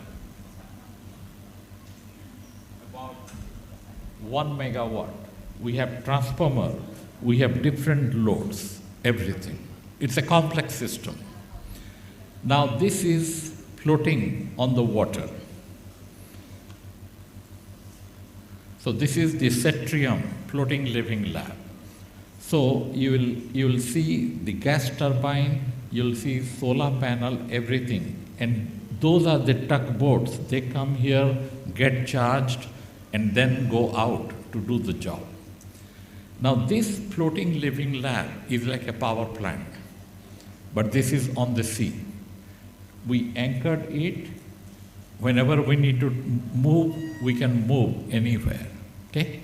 So what I'm going to present today is that living lab, floating living lab that we have built in Singapore to charge the tugboats. So the methodology that we have used, there are different types of power quality fault. You can see CL1 up to CL12. You have a sag, we have a voltage, sag with transient, swell with harmonics, and you can classify them about 12 different types of fault. So when you get the input non-stationary signal, we extract the feature, and this feature selection, you optimize it, and they can classify what type of fault it is. And this work has been done by one of my researchers, Mrityunjay Shahani, over the past 10 years. Okay? So he is working with me now as a research fellow. He has multiple publications. I'm not an expert on AI or ML. He is an expert. But my expertise is in the power and energy domain. So we use AI, ML to solve the problem. So there are different ways, the Hilbert transform that can be used. And I'm showing you, these are the real experimental data under different operating conditions. The previous speaker talked about data. AI and ML will not work if we don't have the data. Then the question is, I didn't ask him the question because there was only one question asked. When you don't have the data, then how do you use AI ML? You cannot use it. Like I'm giving an example, a transformer. A transformer lifetime is 40 to 50 years. You're not going to wait for 50 years for the fault in the transformer to happen, to collect the data. Then by then I would be retired. So that is very critical. How do you collect the data? Which data to collect? Which fault will appear in which data? This requires domain knowledge. If you don't have the domain knowledge in your power and energy area, you cannot solve the problem. So what we are collecting here, how do I go back here? Do you know? Can you go one slide back?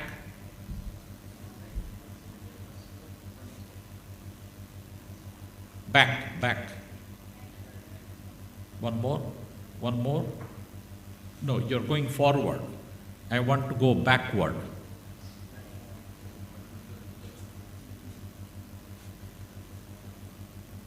Back. You know the Cetrium picture. Back. One more. Yes. So yeah, this one.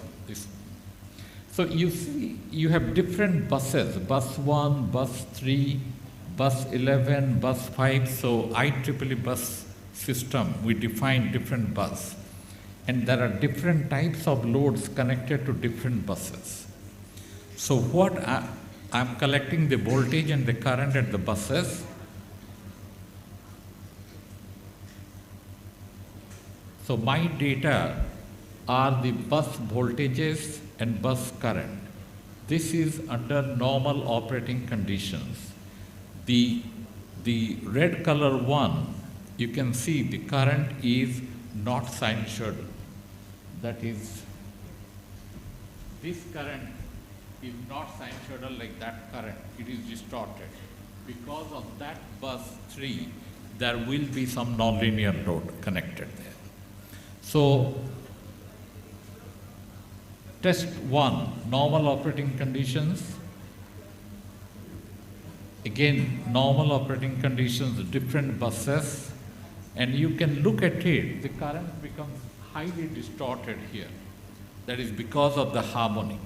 So on that particular bus, there may be a power electronic converter operated with a variable speed drive, then that will introduce all the harmonics in the system.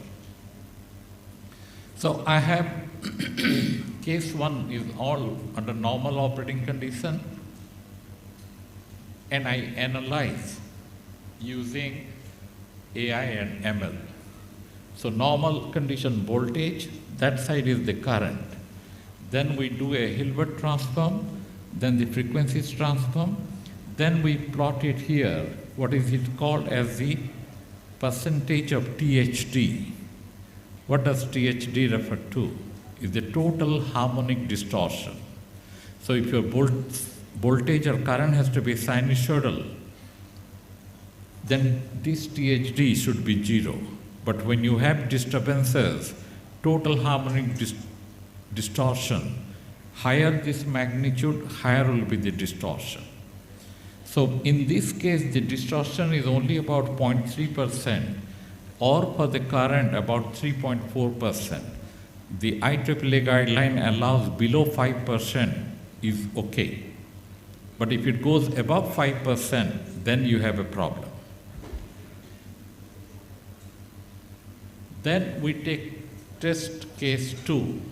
There is a line fault or inrush current. Then you see whenever there is a fault, how the normal voltage, there is a sag, and how the current during that period jumps to very high value. So all these voltage current from the 12 different buses are all collected. This is in different buses, same fault.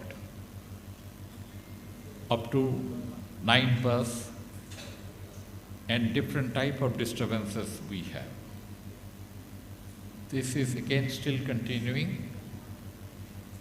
Then we analyze for this particular case, and then we do Hilbert transform, frequency spectrum, and the percentage of THD. So what is critical is whenever there is a fault, the voltage from a sinusoidal, it dips. There is a sag because there is a fault. You need to detect this yellow color box that I'm showing you here. And during that period, your total harmonic distortion rises to very high value. This is not so important, just detect the fault only. But if that value goes up, yeah, this is 30%, 65% during that period, that may cause damage to the equipment, okay?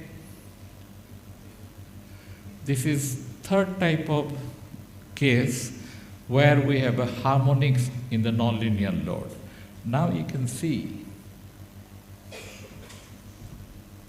when you have harmonics here, the voltage changes from sinusoidal to non-sinusoidal, because the harmonics affect the supply voltage at the point of the common coupling and distorts the voltage waveform, which is not desirable.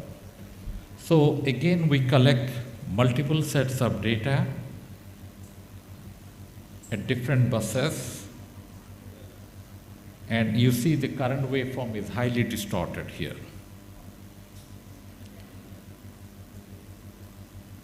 And then again, we detect this type of fault when the total harmonic distortion rises to a very high value from a low value.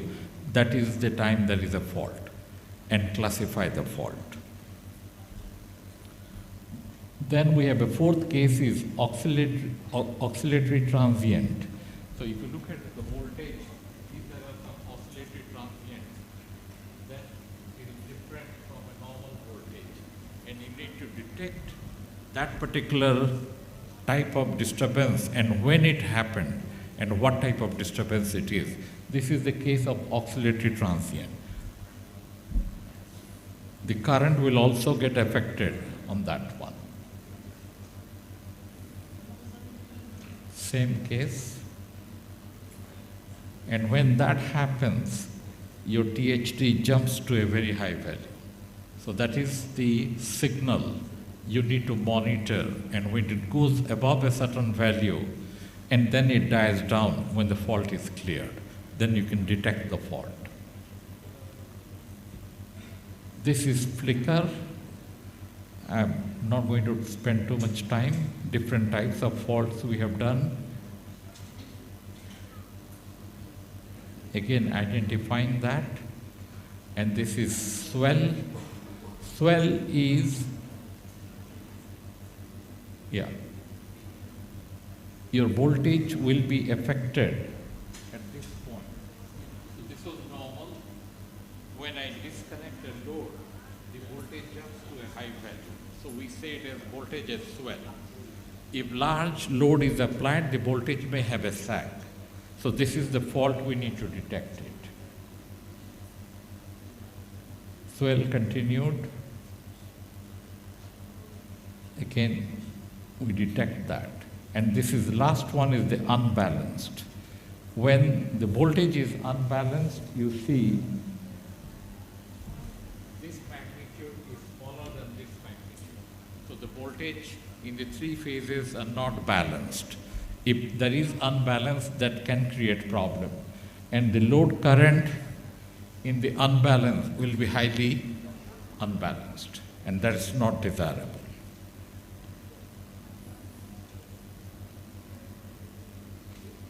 You need to detect this type of fault.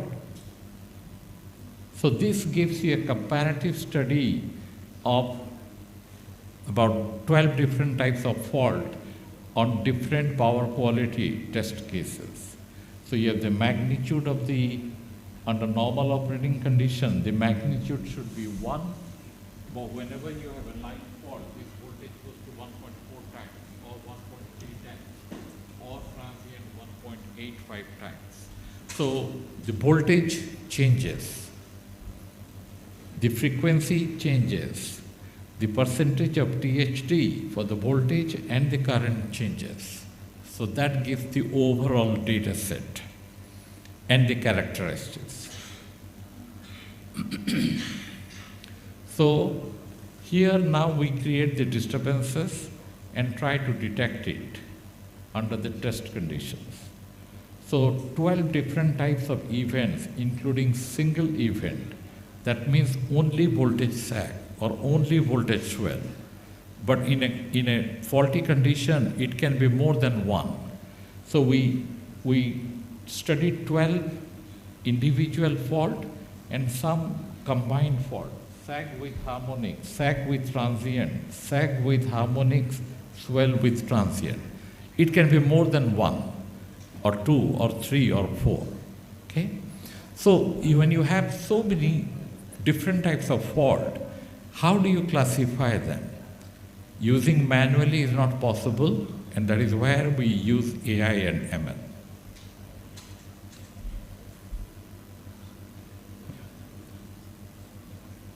So empirical mode decomposition we do. These are the different methodology, and this is decomposition that is done. I'm not going through each and every part, but I will show you. Yeah. So classifications tree, fault 1, fault 3, up to 12 different types of fault. How do you classify them? And we have various publications over the year which help us to do different things here. Then we use extreme learning machine to understand these different types of fault and different types of neural network that you have.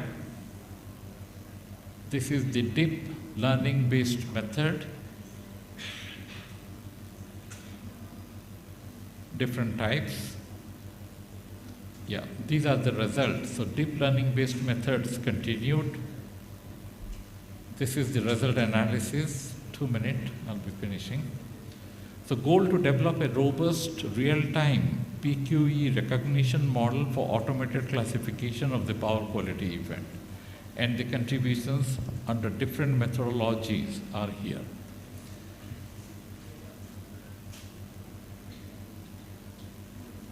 if you look at it, the model accuracy is 1, means it is 100% classified as a fault disturbance. But somewhere at the middle, there is a model accuracy dip over here. The model loss is almost minimum within a very short time. So that gives the performance of the algorithm that you have used. Then the confusion matrix that you see, the diagonal element means it is properly identified. Off diagonal elements are all 0. And the correlation matrix is shown there. If you look at the diagonal element red, it is very well classified. But there are some misclassifications also.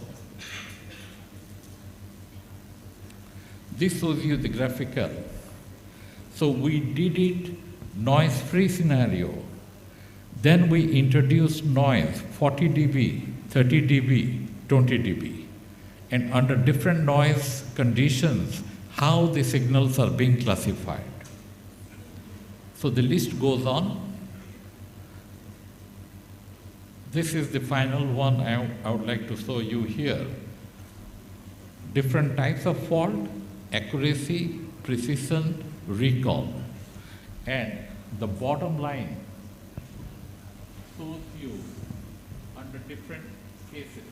If this is no noise, it is 100% accurate. If you have a 40 dB noise, 99% accuracy of the classification. If you have 30%, 98% accuracy. And when you have 20 dB, a much higher level of the noise, then the accuracy drops to 92%. But with improvement in the AI and ML, this accuracy can be further improved. But it is very close to 98, 99%, which is good enough for most of the practical applications. Those are simulation-based, these are lab-based experimental data, not synthetically generated, but real experimental data. We used it and we classified the different types of fault. So to conclude, we have Hilbert transform provides a superior time-frequency relationship. Magnitude, frequency, phase, energy spectrums are being used. New framework of decomposition of the PQ disturbance is done. Various types of classification models, extreme learning model, DCNN, multiple things have been tried. And what type of embedded processor you use? Do you use a simple computer, microcontroller, or a disk space or a microlab box? So we tried with the different type. So future work will be further optimization of the deep learning models, deployment, and adaptive smart grid with higher penetration level of the renewable. So when renewable energy sources comes, power electronic converters will be there, and they will be everywhere. So when power electronic converters are there, they will create the disturbance. So it is better to classify, identify the fault, classify them, and the next level is automatically remedification of the fault. Thank you very much for your attention. Stop it.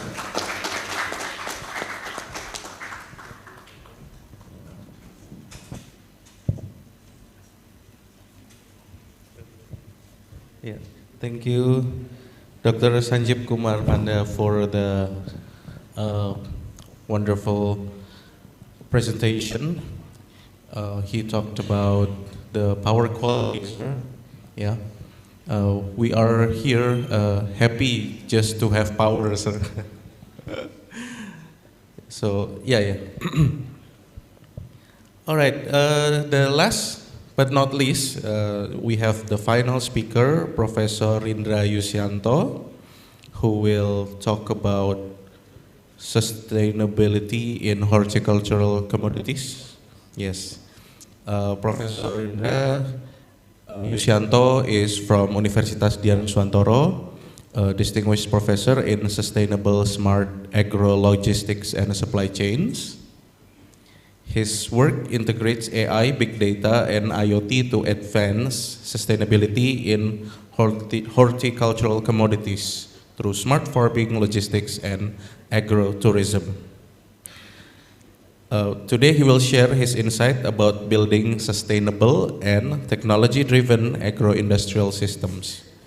Without further ado, please join me in welcoming Professor Rindra Yusianto.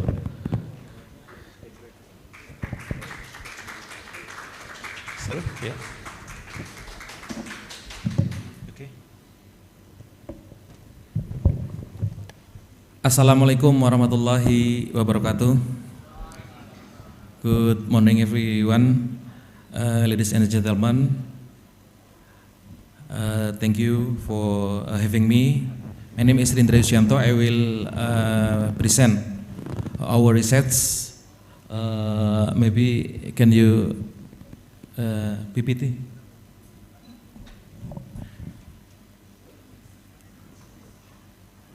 Okay. Entitled Building Indonesia's Future Agriculture with Artificial Intelligence. This research is in collaboration between Universitas Dian and IPB University, and funded by Kemendikbudristek. Maybe my presentation is a simple implementation artificial intelligence in agro-industrial sector. Okay, next.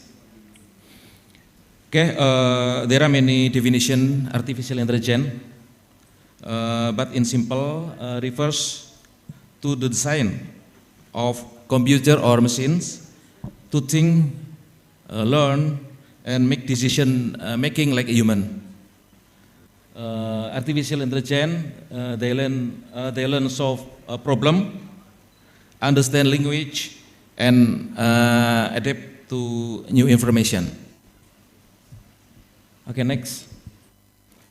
Okay, today, artificial intelligence almost of our life, from communication to how we work, travel, and even grow. For food, making many activity faster, easier, and more efficient. You can see that AI influence almost every sector of life, namely in health, finance, controlling, social media, etc. Next. Okay, you can see that almost frequently that AI devices are used a lot of because they work fast, make fewer mistakes, and can handle a lot of information. AI can also save time and helping people decision and many areas like games, health, and agriculture. Maybe in presentation in this session, I will presentation about implementation AI in agriculture. Focus in horticultural commodities, especially potato. Maybe you know that dieng potato in Kejajar, Wonosobo, Central Java. Okay, next. Okay, you can see in the picture that ChatGPT is widely used. This show that the people prefer tools that are easy to use and provide quick and ChatGPT helpful answer. ChatGPT is easy to access, support to the Indonesian language, and help people work more efficiently. It is user-friendly design, fast responses, and ability to work on mobile devices. Okay, next. Okay, Indonesia has a great opportunity to advantage of it. The demand for worker and the future prospect are very large using AI, including AI or machine learning engineer, data scientist, AI architect, etc. Next. Okay, the potential of artificial intelligence in Indonesia, especially in agriculture, is very high because of the large population. Indonesia ranked 4 in the world after China, India, and the USA. And because it has the fastest growing digital economy in Southeast Asia. Next. Okay, this is my green design of our research on agricultural with artificial intelligence. You can see that number 1 is cropland suitability and predicted the total harvest using artificial intelligence. In our research, we will modify multi-thresholding and using IoT for cropland suitability.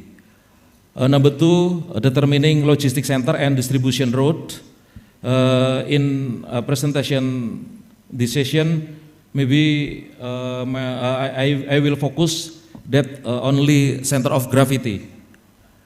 And number 3, tracking and tracing. We are using a spatial Dijkstra, road guidance system, and radian method. Maybe you know that number 4, logistic transparency, including route guidance system, and finally agro-industrial institution using ISM. For the agro-industrial institution using ISM, maybe I not discuss in this section. The result of all our research have already been published and a patent. Next. Okay, number 1, the first awal topic we discuss is cropland suitability. This is important because cropland suitability determines the increase in harvest production capacity. Increasing in harvest production capacity, especially for agricultural commodities, like sorry. Okay, I'm sorry. Like potato, in our research, we combine artificial intelligence using IoT. Cropland suitability means checking if the cropland is good for farming. Because the data is very complex, AI help read it and find suitable cropland. Maybe for increasing production agricultural commodities, number 1 is important. There are cropland suitability. With cropland suitability, production for agricultural product maybe rise up. Next. Okay, the cropland suitable for agricultural activities is becoming increasingly limited due to variable, namely physical factor and climatic factor. You can see that physical factor, topography, altitude, geology, soil texture, and slope, and a climatic factor. In our research, we are using 3 variables. Number 1 is rainfall, temperature, and humidity. Cropland mapping is very important to determine the cropland suitability level, which is in our research divided into 4 levels. Number 1 is most suitable, rather suitable, and unsuitable. Okay, next. In our research, we are using the Python programming language. Here is the part of source code. We combine the overlay technique from drone. We are using G-quadcopter with artificial intelligence. Our research using AI and overlay technique found that the average land suitability is 67.21%, showing good potential with some limit. The best area is in Kejajar. maybe you know, in our research, we collect data in 16 area in Kejajar, and the best area in sample 1. Okay, next. The second topic in our research, namely, is spatial center of gravity. In logistic, there are several common problems with choosing logistic center, such as overpopulation, dangerous roads, disaster zones, and traffic jam. In the traditional center of gravity, the resulting location, node or point often fall in unsuitable area. For example, in overpopulation zone, disaster zone, or in a location far from the road access. To solve this, we added a spatial approach based of artificial intelligence, so the location point become more rational. Next. Okay, our research in this case focus on agricultural commodities. Maybe you know that Dieng potato in Kejajar, Central Java, which deliver to Magelang, Central Java, and Johor Market in Semarang. We need to determine the most suitable location point for the logistic center. To achieve this, we added a spatial analysis parameter to the existing method. Okay, next. Our research saw that using AI makes the location of the logistic center more rational. It is not placed in crowded area, disaster zone, or agricultural areas that far from road access.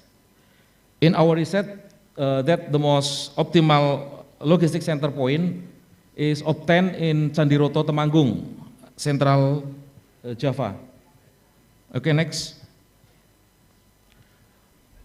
The third topic, tracking and tracing using AI. Tracking mean monitoring the position of movement of goods in a real time, which tracing mean looking at the history or original of the goods. Food security is a global issue today. It covers several important areas, including food consumption, food availability, food access, food supply and access stability, demographic condition, and environmental condition. The main problem food logistic is the characteristic of agricultural products that are perishable and very sensitive to climate change. Many food are perishable, which means they spoil quickly. If not handled properly, the quality of food depends on how long it can remain fresh. Maybe our call is save life. Food often loses quality during transport and storage, so it must be careful and checked to stay safe and fresh. Two parameters, safe and fresh, is very important for agricultural commodities. Okay, next. In our research, spatial data modeling brings together digital map, GPS, GIS, remote sensing, and automatic data collection using IoT. Using tracking and tracing together with spatial technology, using AI, can help solve food security problem and food safety, especially for agricultural product. Okay, next. In 4 stages of traceability logistic for food horticultural security, especially potato, decision support system is built using database management, knowledge base, and model base. It's simple for artificial intelligence. And the knowledge base and model base includes body of logistics knowledge, which includes demand forecasting, purchasing, requirements planning, production planning, manufacturing information, inventory, warehousing, material handling, industrial packaging, finished good inventory, distribution planning, and transformation. You can look in our picture. Okay, next. We use AI to analyze this tracking and spatial data to plan the best route and predict supply and demand. In logistics, especially horticultural commodities, supply and demand balance is very important. And for the problem, we are using a spatial logistic for help identify the lack of food horticultura and making them priority of our delivery. Okay, we conclude that source area is not always the most optimal routes for agricultural commodities. Next. The fourth topic is defect detection. Defect in the product, especially agricultural commodities, make lower price at farmer level. So it is important to defect them before they are sold, to detect defect. Manual detection takes a relatively long time. So artificial intelligence can be used to speed up and improve the process. In our research, we detect two common types of defect in agricultural commodities, especially potato, namely spots and bruises. Next. Okay, we are using the multi-thresholding methods. You can see in equation 1 and equation 2, we use 50 potato sample in form of product image and consisting 20 defective product and 20 good product. Next. Okay, here is our experiment. Okay, next.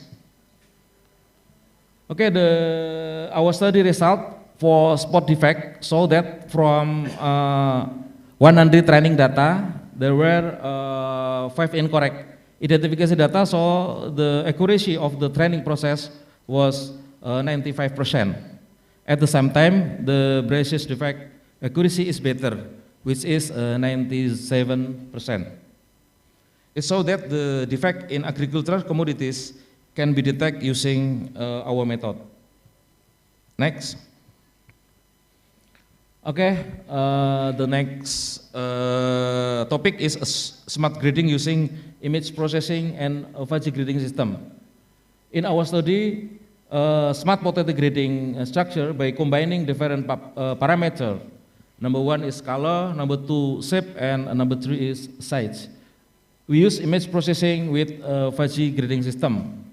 Maybe I will combine image processing and fuzzy grading system in our research. Okay, next. Agricultural commodities include potato have unique characteristics such as color, shape, and size. You can see in the table maybe many variety in Indonesian potato and unique characteristic for Cipanas, Cosima, Merbabu, etc. Okay, next. In our study, we cut the supply chain dramatically, where the chain start from potato plantation and finish with on-farm and off-farm consumer, but using the web and Android-based application. Here the following of combination between image processing and fuzzy grading system. Okay, next. Okay, this tool combine grader and conveyor for grading potato. There are color, shape, and size. Okay, next. In our study, grading based on color image processing is used at this time to testing show that the camera can capture colors image of potato. Okay, next. The sixth topic is spatial analysis on potato chist nematoda attack identification using Fajimam-Dani method. The most important risk in potato farming is nematoda attacks with 67 species recorded. This attack can reduce potato productivity by up to 70%. The survival, reproduction, and population dynamic of nematoda are also influenced by biotic and abiotic factors such as predation, host plant, soil type, climate, and humidity.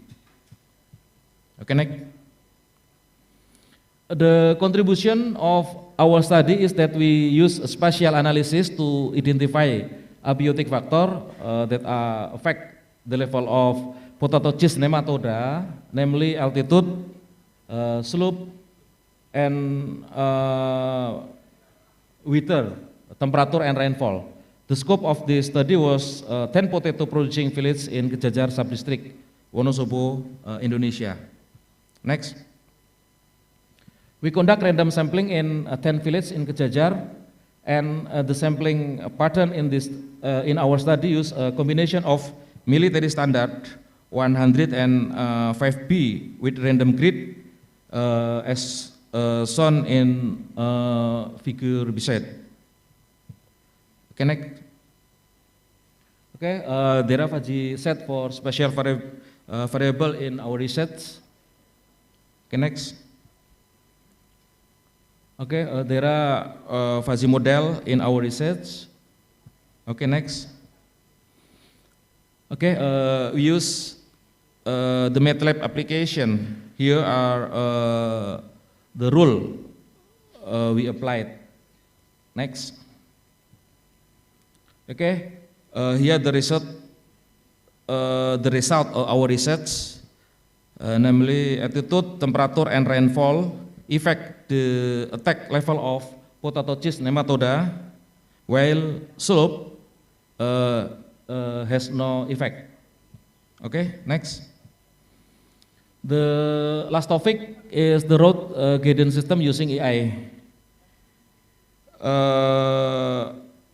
Post-harvest handling contributes to this low productivity in potato agro-industrial industry.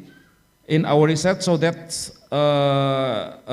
many activity, namely including sorting, packaging, storage, and transportation, affect productivity 3.28%. Okay, next.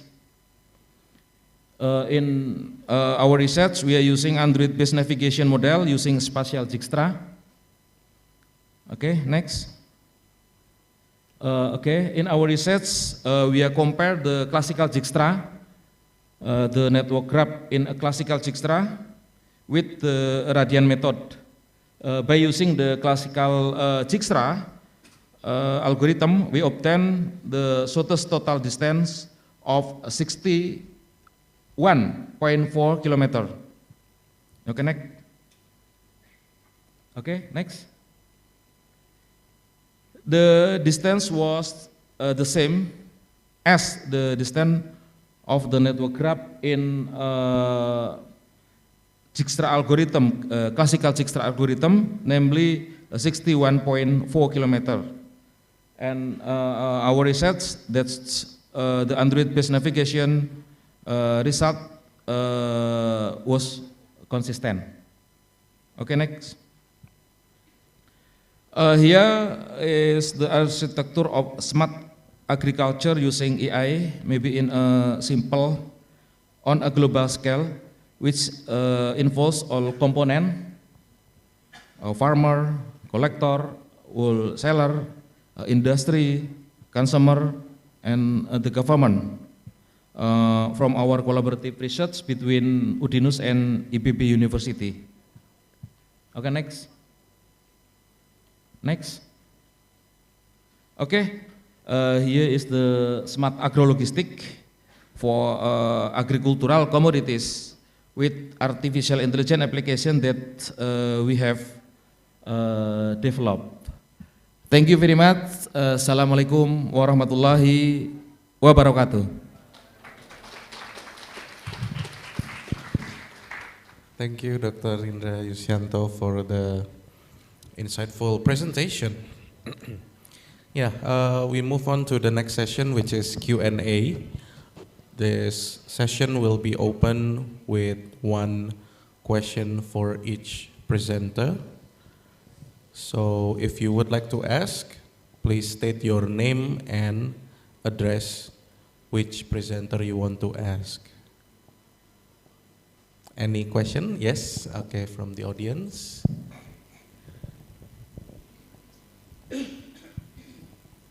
Excuse me, my name is Ihsan Praditya Mirwani from IEEE Student Branch Universitas Dian Nuswantoro. I would like to address my question to Professor Rindra Yusianto. During your presentation, Professor Rindra, you mentioned many innovation in agriculture. As you know, many young people in Indonesia are not interested in becoming farmer. My question is, why does your team find agriculture an interesting field to study? Thank you. Okay, agriculture. Let's move on to the next. One more question.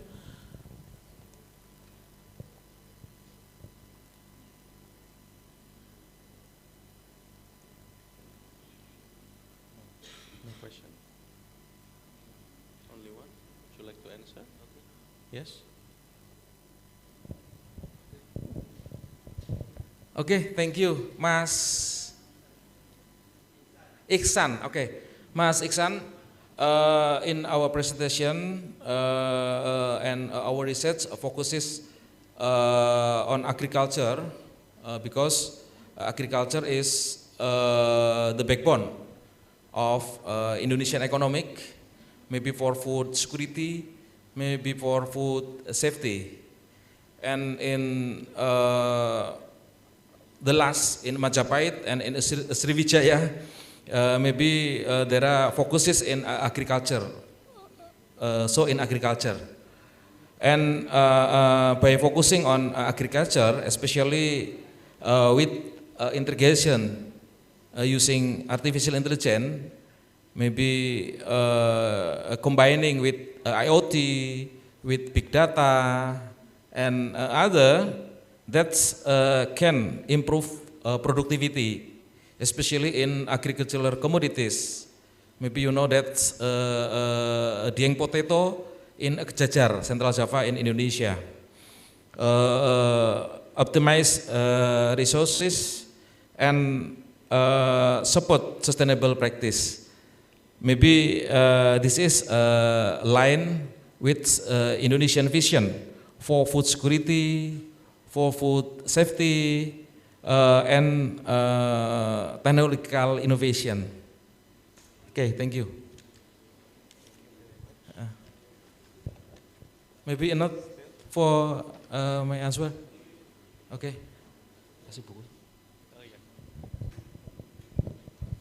Please don't go anywhere because you'll get a book from Professor Indra, ya. Later after this, please take your book. Yeah. Okay, one more question. Last chance. Yes, sir.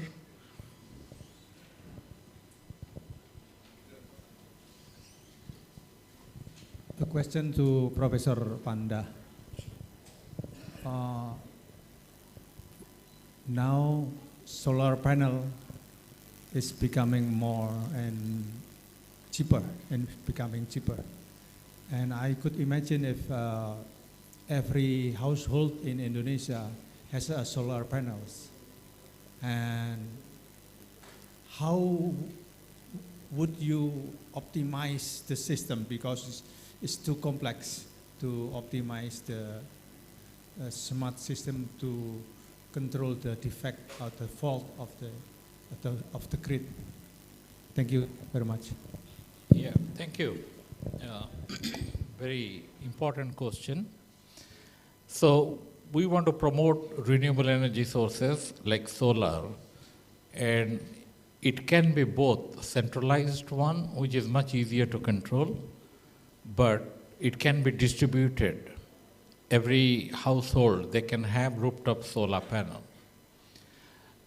Then when the power generation is distributed, it is much more complex to solve the problem.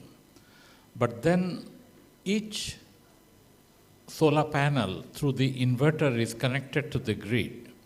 Intelligence can be built in the inverter, which will monitor the grid voltage. And if all the people are pumping in solar energy converted to electrical energy into the grid, and there are no load demand at that point of time, then the utility network will collapse. So what utility would do is send a signal to all the distributed generating sources that the voltage is above the limit, and they will not allow their system to be connected and pump in power back to the network. So that can only be done through distributed intelligence at the edge devices. So each microinverter is intelligent enough to know the grid voltage. If it is going beyond a certain level, automatically they will disconnect it. Thank you. Okay, sir. Okay, thank you very much. All right. So, as we conclude the Q&A session, we are approaching the end of the seminar. I would like to thank our speakers. Thank you, Dr. Panda and Dr. Rindra, for sharing your knowledge, research, and valuable insights to all of us here. To our participants especially, as well as the organizing committee, thank you very much. We hope that the ideas exchanged today will inspire further collaboration, innovation, and positive impact in our respective fields. So I thank you once again, and on behalf of the organizing committee, we look forward to seeing you in our future events. Thank you very much, everyone. Back to MC, please. Yeah, once again, thank you to Mr. Haunan as a moderator today. So, and as token of our appreciation, we would like to invite Professor Rindra Yusianto and Mr. Sanjeev Kumarapanda to join with us in front of the stage. Yeah, and we kindly invite the chair of Isemantic committee, Professor Supriyadi, to deliver the certificate for our speakers.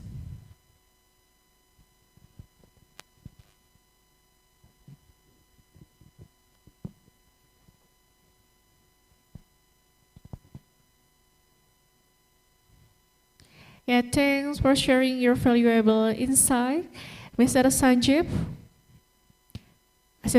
Associate Professor from National University of Singapore. And the second is for Professor Dr. Rindra Yusianto Eskom MT from Universitas Dian Nuswantoro, Semarang. Yeah, ladies and gentlemen, please give a round of applause to our moderators, and please to take a photo together first. Prof. Pri, we will take a photo.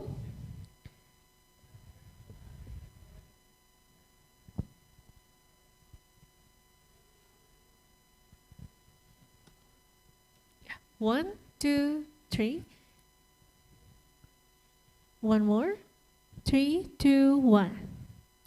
Yeah, thank you very much, and all the guests, please be seated.